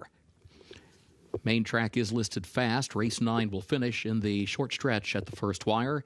Scratch the 5, Moon Swag, and scratch the 6, Music Street. This will start the last of the day's rolling doubles, looking ahead to race 10. In the 10th race, scratch the 12, Winter's Lion. That's in the 10th race, scratch 12, Winter's Lion. Fast track, firm turf.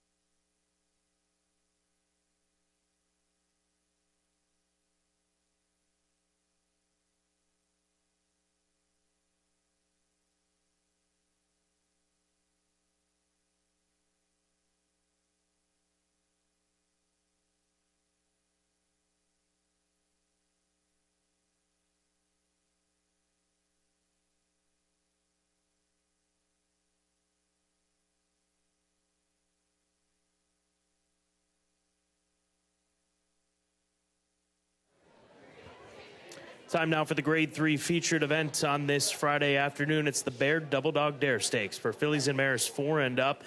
1 mile, 1/16 will be the distance, so finishing at the first wire. Short stretch here for the feature. Traverse is 5-1 for Claiborne Farm, bred by Claiborne Farm, a filly by Street Sense out of a Blame First Dam, who has really come on in her last 2. Was really impressed by her most recent effort at Oaklawn Park. She dashed away from a quality filly in Butterbean in that allowance race. Now shows up here against Graded Stakes Company for Riley Mott. And I think that she's got a big look to run a better race, which will be needed to compete with this group. But I think that she's capable of doing so here in the Baird Double Dog Dare. She is doing well, and she's owned and bred by Claiborne Farm, who actually campaigned Double Dog Dare, the race's namesake. And they actually won this race back in 2010, haven't won it since then. I just spoke to Walker Hancock a few moments ago, and he said it would really mean a lot to both him and the farm if they had the opportunity to win this afternoon. And he said that she had legitimate trouble in the Pippin Stakes. He said, was she going to win that day? Probably not, but she probably would have finished a little bit better. And the reason why she finds herself in this spot today, Scott, is because she's out of conditions. You have to run in graded stakes races once you get past that 4-win marker. Interstate Daydream, she's the class of the race. She deserves to be the favorite in this race. She's the one to beat in this race. She's won half of her starts. She's a graded stakes winner a few times over, winner of the Black-Eyed Susan during Preakness weekend of last year. She won the Indiana Oaks. She was recently third behind 2 of the best fillies, distaffers in the country, Secret Oath and Clairiere, who just knocked heads in the Grade 1 Apple Blossom last weekend at Oaklawn Park. So there's no question who this race goes through. It's Interstate Daydream here this afternoon.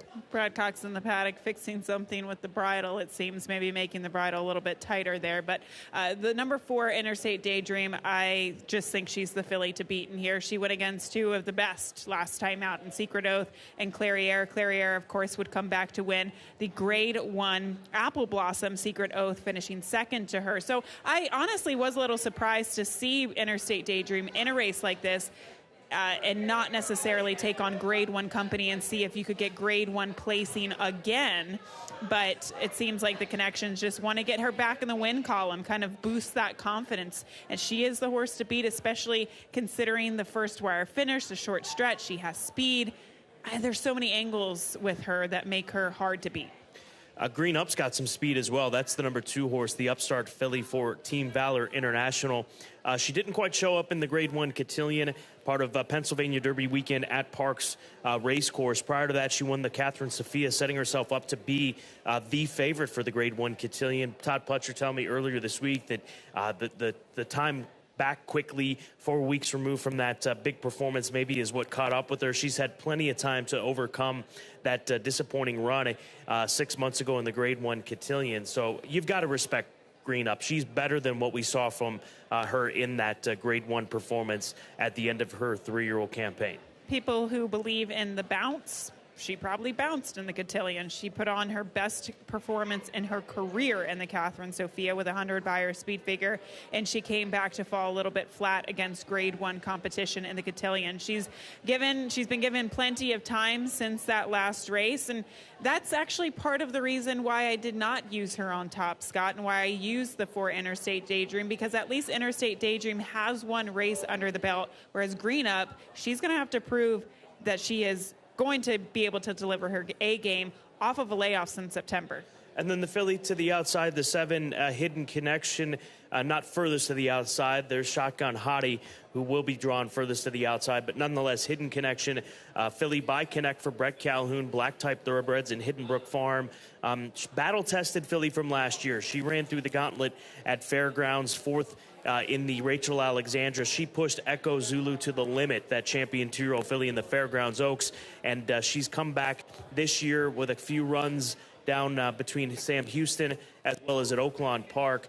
Didn't show up in the Grade 2 Aziri. That was the race which we talked about with Secret Oath at Clairiere and Interstate Daydream. But I was speaking to some of the connections involved with this filly. They said she's doing phenomenal. They expect her to run a huge race here today at odds of 10-1, and she looks good down here in the paddock. She looks great. She looks like a little prize fighter down there, just ultra confident, on her toes, ready to roll. I thought she was a little caught off guard in the Grade 2 Aziri last time out, Scott. She's been able to sit close in soft fractions going the mile and a 16th, whether it was in the Houston Ladies Classic or that allowance race at the fairgrounds back in December. And they went so much faster in the early portion of the opening quarter fractions of that race in the Grade 2 Aziri, and she just lost contact with the field. So we'll see if she can bounce back, but this is not an easy spot.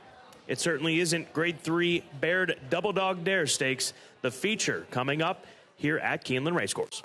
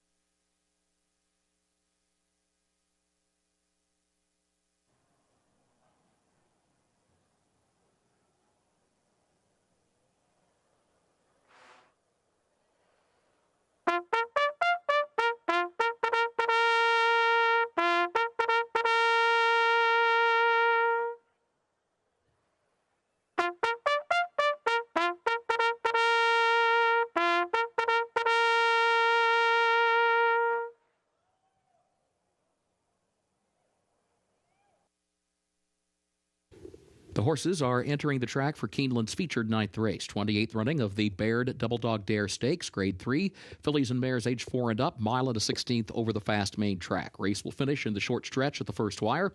Scratch the 5 Moon Swag and scratch the 6 Music Street. Starts the last of the day's rolling doubles. Post time of just 8 minutes.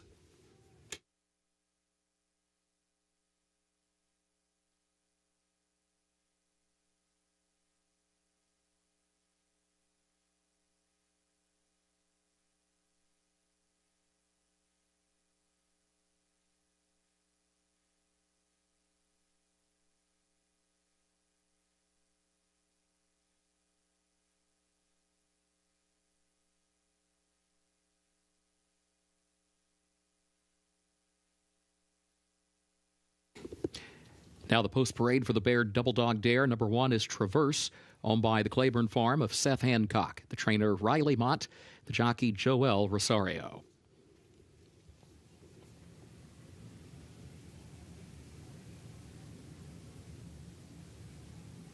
2 is Green Up, owned by Team Valor International of Barry Irwin. The trainer, Todd Pletcher. The jockey, Irad Ortiz Jr. 3, Frost Point, races for Godolphin LLC of Mohammed Al Maktoum and others, trained by Bill Mott. Flavian Pratt to ride. 4, Interstate Daydream, owned by the Fleury Racing Stables LLC of State and Fleury, trained by Brad Cox. Florent Giroux, the jockey. 5 and 6, both scratched. 7 is Hidden Connection, owned by the Hiddenbrook Farm of James Hall, owned also by Black Type Thoroughbreds of Jake Bollis, trained by Brett Calhoun. Jockey, Ray Gutierrez. And number 8, Shotgun Hottie, owned by Omar Aldaba, owned also by Jeff Ganji. Cherie DeVoe trains, Tyler Gaffalione rides. Number 8, Shotgun Hottie. Post time coming up in just 6 minutes for the Baird Double Dog Dare.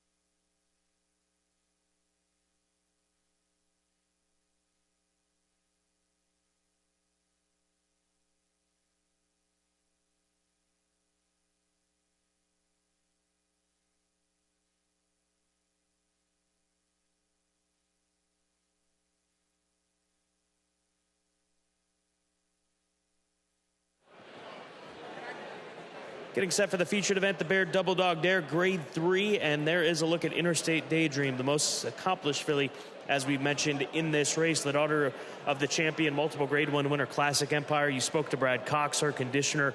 What was his take on this filly?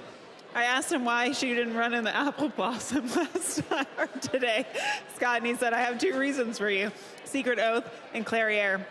He doesn't think that she's quite at that level at this point of her career. She might be later on down the road, but they just wanted to get a win with her, so she finds herself in this spot today.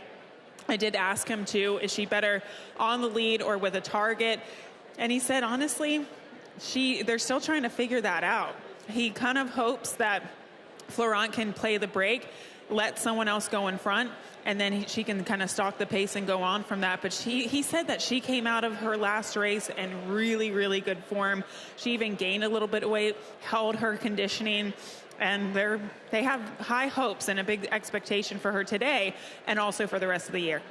As they should. She's 7-5 right now. Good luck to State and Fleury Racing Stables with their graded stakes winning filly, Interstate Daydream. Less than 4 minutes to post before the Friday feature, the Grade 3 Baird Double Dog Dare.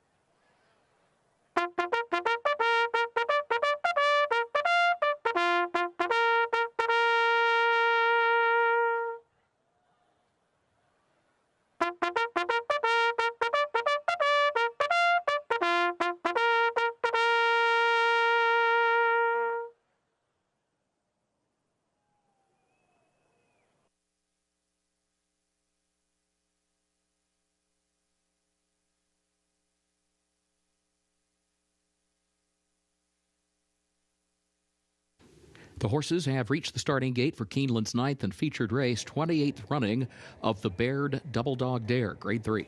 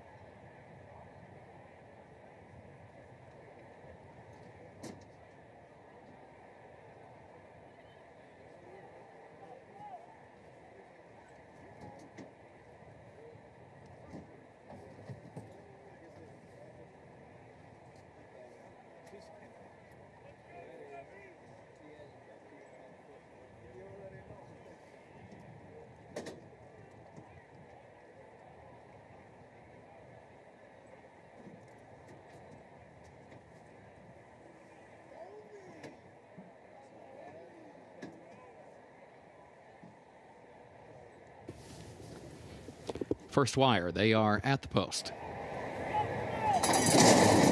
And they're off in the Baird Double Dog Dare Stakes. There goes Hidden Connection out for the early lead, but Interstate Daydream has speed as well. They both move by Traverse, who's away running in third, then Green Up toward the outside, followed by Shotgun Hottie, who's next to last here early, and Frost Point settles at the back of the field. There goes Hidden Connection. Hidden Connection moves on by, gets to the rail, leads it by a length. Green Up will go second by 3/4 of a length. Interstate Daydream shuffled down to the inside in third by 3/4 of a length. Shotgun Hottie moves 3 wide around the turn, up into the 4th position by just a neck. And then Traverse, who's 5th in between horses, and Frost Point last to the 6th, right there with the rest, though. 24.03 seconds, the time for the opening quarter. Hidden Connection leading Green Up by a half length to the midpoint of the backstretch. Shotgun Hottie goes third to the far outside. Interstate Daydream, 4th against the rail, moving up to challenge for third. Traverse is right alongside her and placed in between horses. And Frost Point is last 5 lengths from the lead, the first half mile in 48.26 seconds. Over to the far turn, Hidden Connection, the leader. Green Up is still second, right off the leader's flank. Shotgun Hottie going to be wide to the far turn, and Interstate Daydream is still there to her inside. Now at the front of the field, Green Up is drawing alongside of Hidden Connection. A neck separates the top two, gap of 3 lengths. Interstate Daydream is still back in that third position around the far turn to the top of the short stretch. They turn for home. And still the battle continues. Green Up to the outside of Hidden Connection. Interstate Daydream is still 5 lengths away. And then Frost Point, who goes to 4th. Into the final furlong of the Baird Double Dog Dare. Hidden Connection, Green Up. Frost Point is running late from the outside. But it's Hidden Connection in front. Frost Point, yes, for Flavian Pratt in the Baird Double Dog Dare.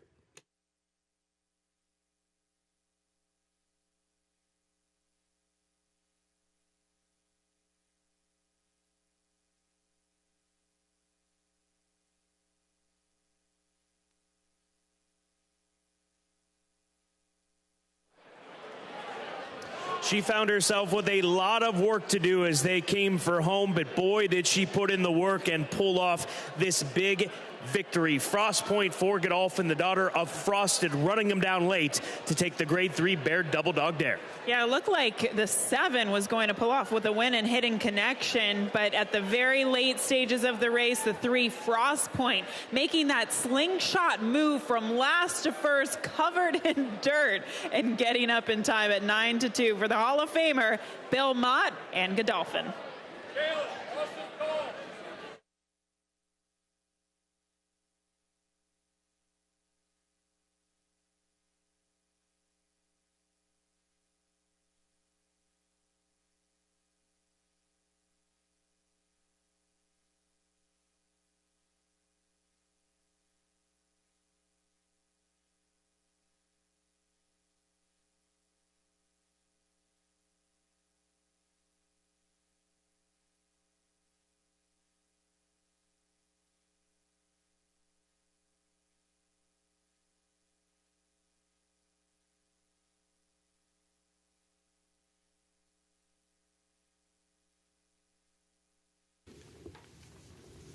The unofficial results of Keeneland's featured ninth race: 3 Frost Point was first, 7 Hidden Connection was second, 2 Green Up was third, 4 Interstate Daydream was fourth. 3724 unofficial.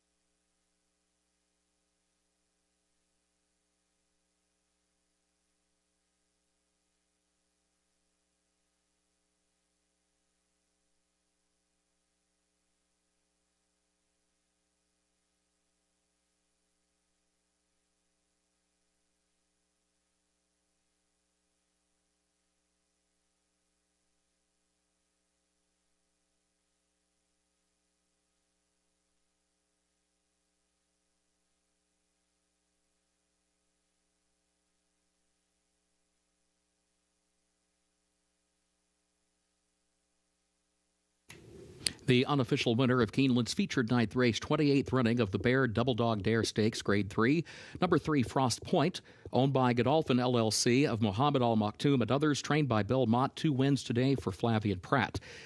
Frost Point, a 5-year-old daughter of Frosted out of Boleto by Timber Country, bred in Kentucky by Godolphin. 2 wins today for Godolphin as both owner and breeder.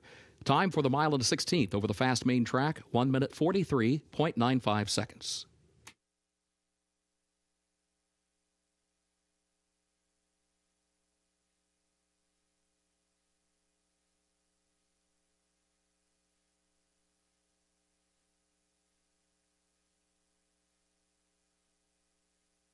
Results of race 9, official. 3724, the official results.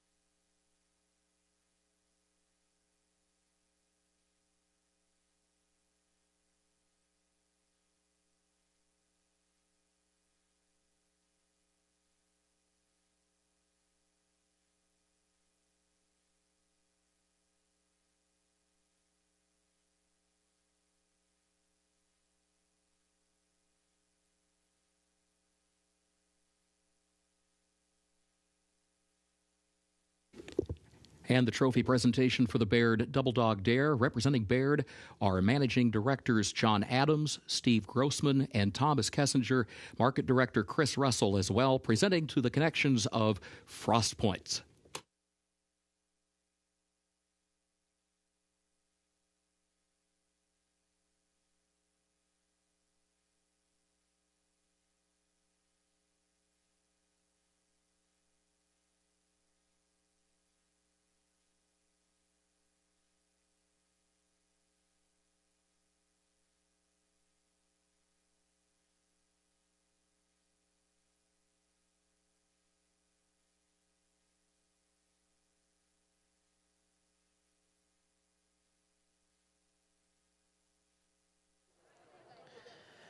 The grade 3 Bear Double Dog Dare going to Frost Point for Godolphin, Bill Mott, and Flavian Pratt, who made a furious finish to pull this victory off. When did you have to start riding her to get her rolling for you?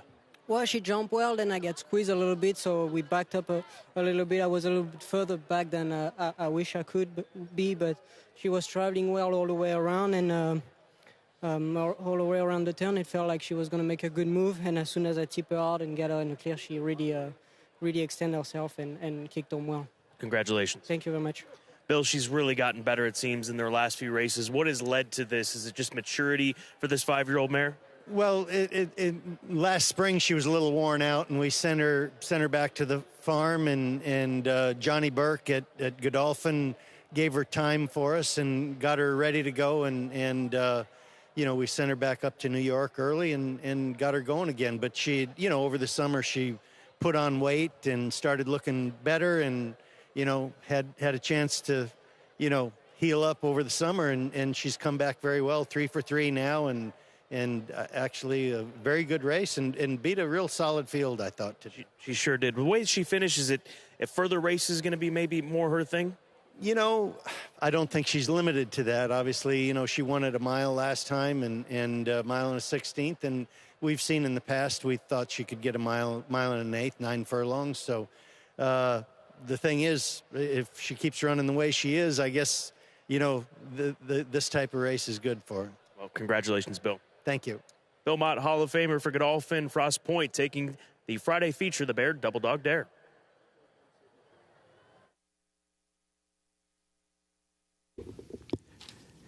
Thank you, Scott. Keeneland's 10th and final race upcoming. No carryover for the Toyota Super High 5. Turf is listed firm. The rail at 10 feet. A reminder, scratch the 12. Winter's Lion.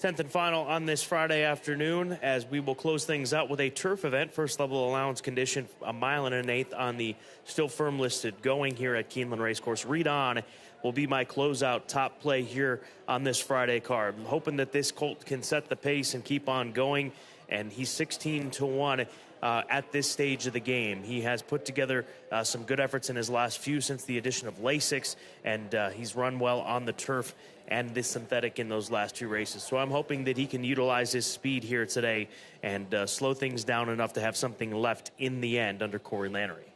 Well, I think dropping in class on the turf 2 starts back served as a little bit of a confidence booster for this horse, because he stepped up against slightly tougher company last time out, took the field gate to wire, and hopefully that he can continue that momentum today. But yes, he has to clear from the way outside, but just considering he gets more distance to the 1 1/8, and the presence, there's not that many other horses in here that could be forwardly placed, so he could have that advantage today, Scott. Our Dream Ride is your top selection. The number 9 horse, who's a good price, 6-1, more than ready colt for Bourbon Lane Stable and Circle N Thoroughbreds. Gets Lasix here for the first time in his career. He does, and I just think the added distance is going to help him. He had to close into the pace in the Grade 2 Bourbon against And the Winner Is. He tried to close into the pace in that allowance race last fall at Keeneland, and then he came back in the Colonel Liam. Very tough race last time out at Gulfstream Park, but he just does not want a mile. He doesn't have any type of speed, and usually the pace doesn't come back to you at the mile. So I think this distance is more suitable. Battle of Normandy, the hot favorite right now, 4-5 on the board for Battle of Normandy for Woodford Racing and West Point Thoroughbreds.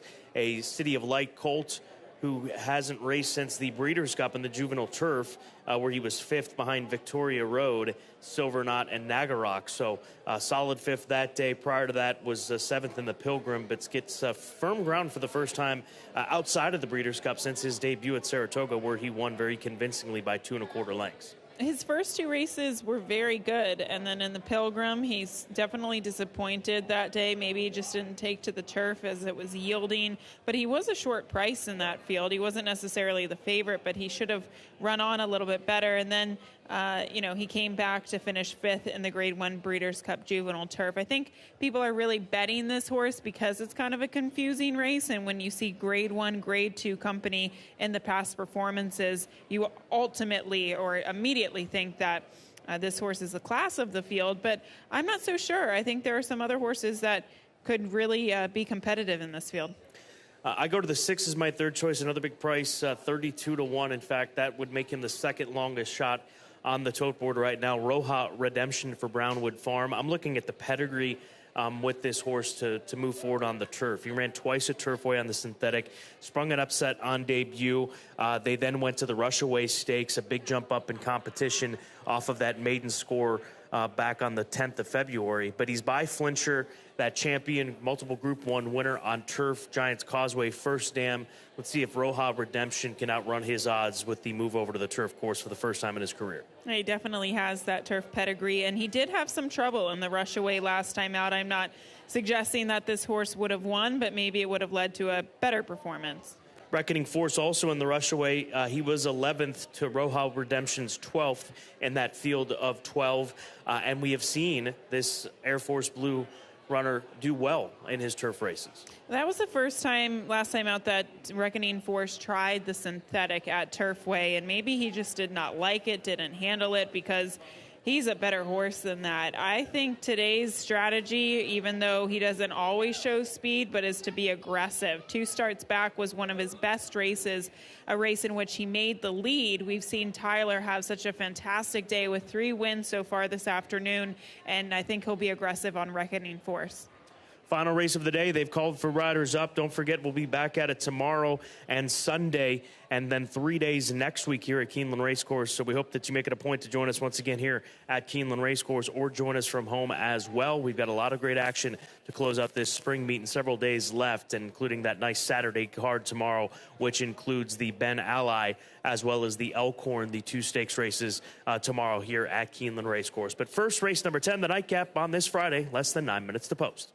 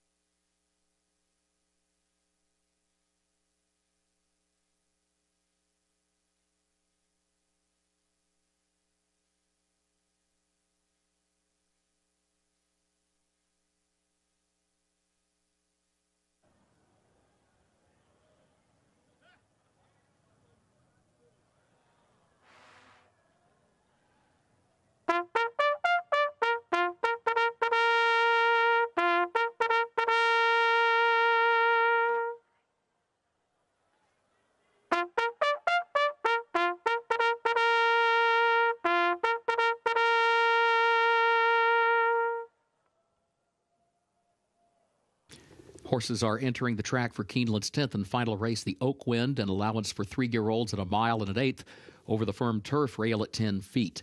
No carryover for the Toyota Super High 5. Scratch the 12 Winters Lion.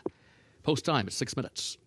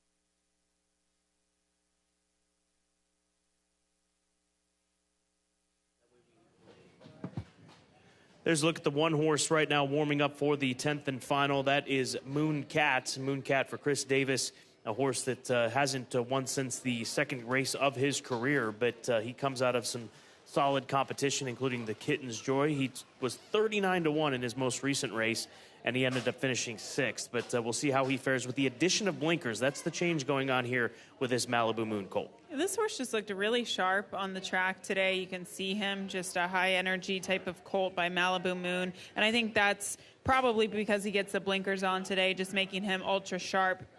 But he experienced some very tough trouble last time out. I know he didn't run on well against Major Dude and the Grade 3 Kitten's Joy, but this is obviously an easier group than that, and he had a legitimate excuse last time out. So maybe this is a horse that you could use underneath at a big price at 11-1. To his outside will be the 2-horse Ocean Point for Richard Estvanco, who's got to win this meet at Keeneland. Here's a Keeneland graduate from the Horses of Racing Gate sale in 2022, and he's done well this year. This is a horse that nearly sprung an upset in the Rushaway Stakes at 35-1. Would be an upset here, not that big of a price, but still 10-1 on the board for a horse that's found some good form in the last 3 races. I kind of sound like a hypocrite because I didn't use him in the top 3, nor did you, Scott, but I just think that he constantly gets overlooked, and he has done nothing wrong in his last 3 races. He broke his maiden at Turfway, he came back and won a starter race, and then he almost won the Rushaway Stakes. There are several horses that did not perform in the Rushaway Stakes that are in this race and that are a fraction of the price, and Ocean Point ran really well in the race. Now, the question is the turf, but he's by Kitten's Joy, and he's out of a Scat Daddy mare. He's bred top and bottom to handle the surface. Less than 3 minutes to post the 10th and final here this afternoon at Keeneland.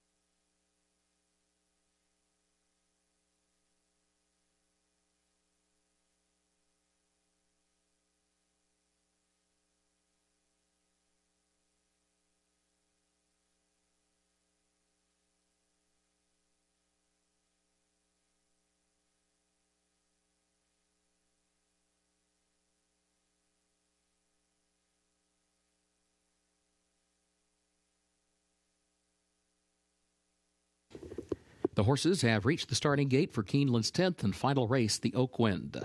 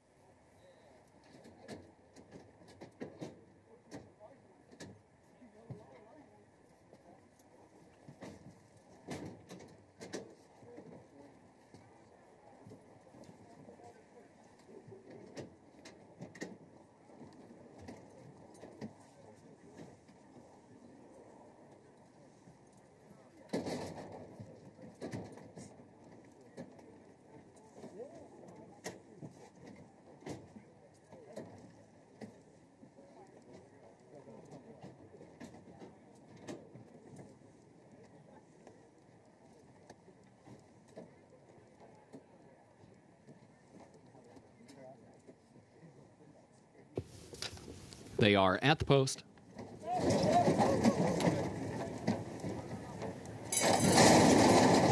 And they're off.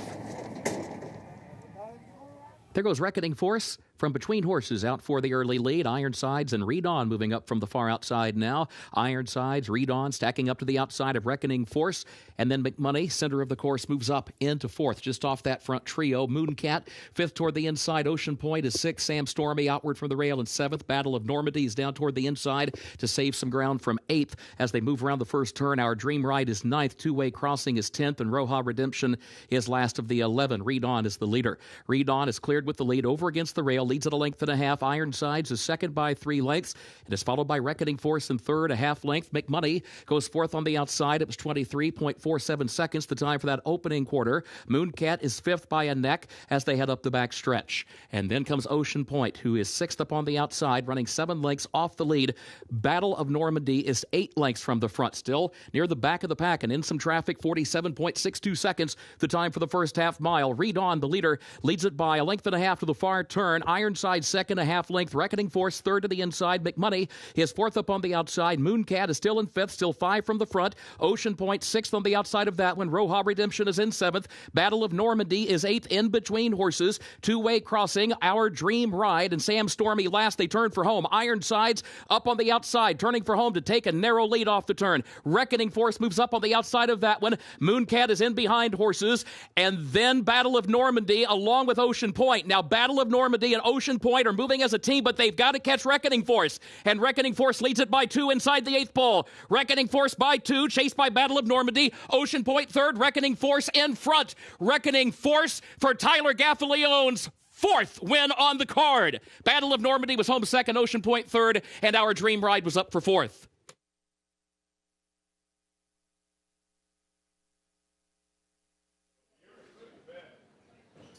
Tyler Gaffaleone absolutely rolling on this Friday at Keeneland Racecourse, and he caps it off with a victory. Reckoning Force for Qatar Racing in those Qatar Racing silks, getting the victory for Brendan Walsh. Really bounced back off of that dull run up at Turfway Park. Yeah, Tyler Gaffaleone was definitely in the zone this afternoon, and he and Brendan Walsh have had a really good meet together. Had a couple wins earlier in the meet, and they managed to get 2 wins today as well. Reckoning Force, winner of the nightcap at 6-1.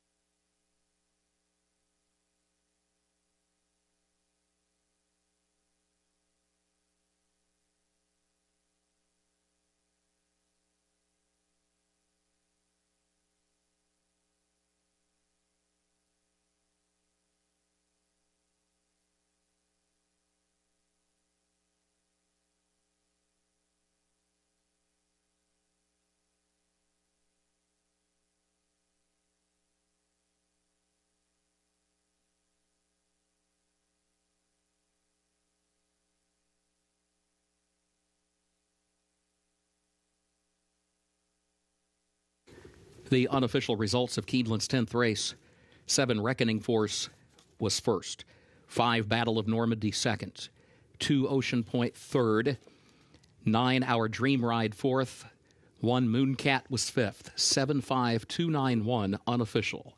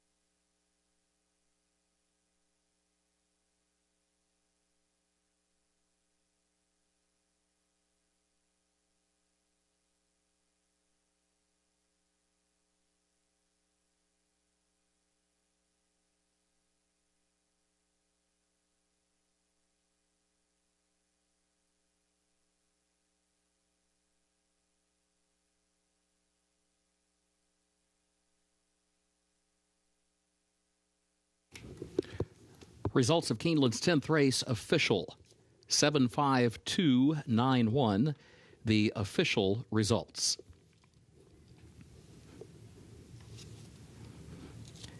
The official winner of race 10, number 7 Reckoning Force, owned by Qatar Racing LLC of Sheikh Fahad Al Thani, owned also by Mark DeTample and Fergus Galvin for their second winners on the card. Brendan Walsh, Tyler Gaffalione pair up for 3 wins on the card, 4 total for Tyler. Reckoning Force, a 3-year-old son of Air Force Blue, out of Alisema by Giselle, bred in Kentucky by Frankfurt Park Farm, 9 furlongs over the firm turf, 1 minute, 48.64 seconds. And again, the results official.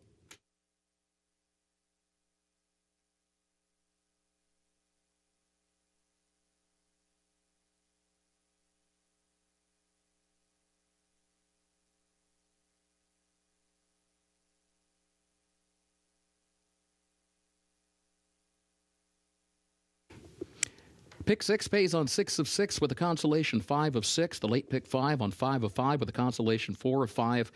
No carryovers for tomorrow's card, and that includes the Toyota Super High 5. No carryover. Live racing resuming here tomorrow, 1 p.m. Eastern. Trophy presentation upcoming.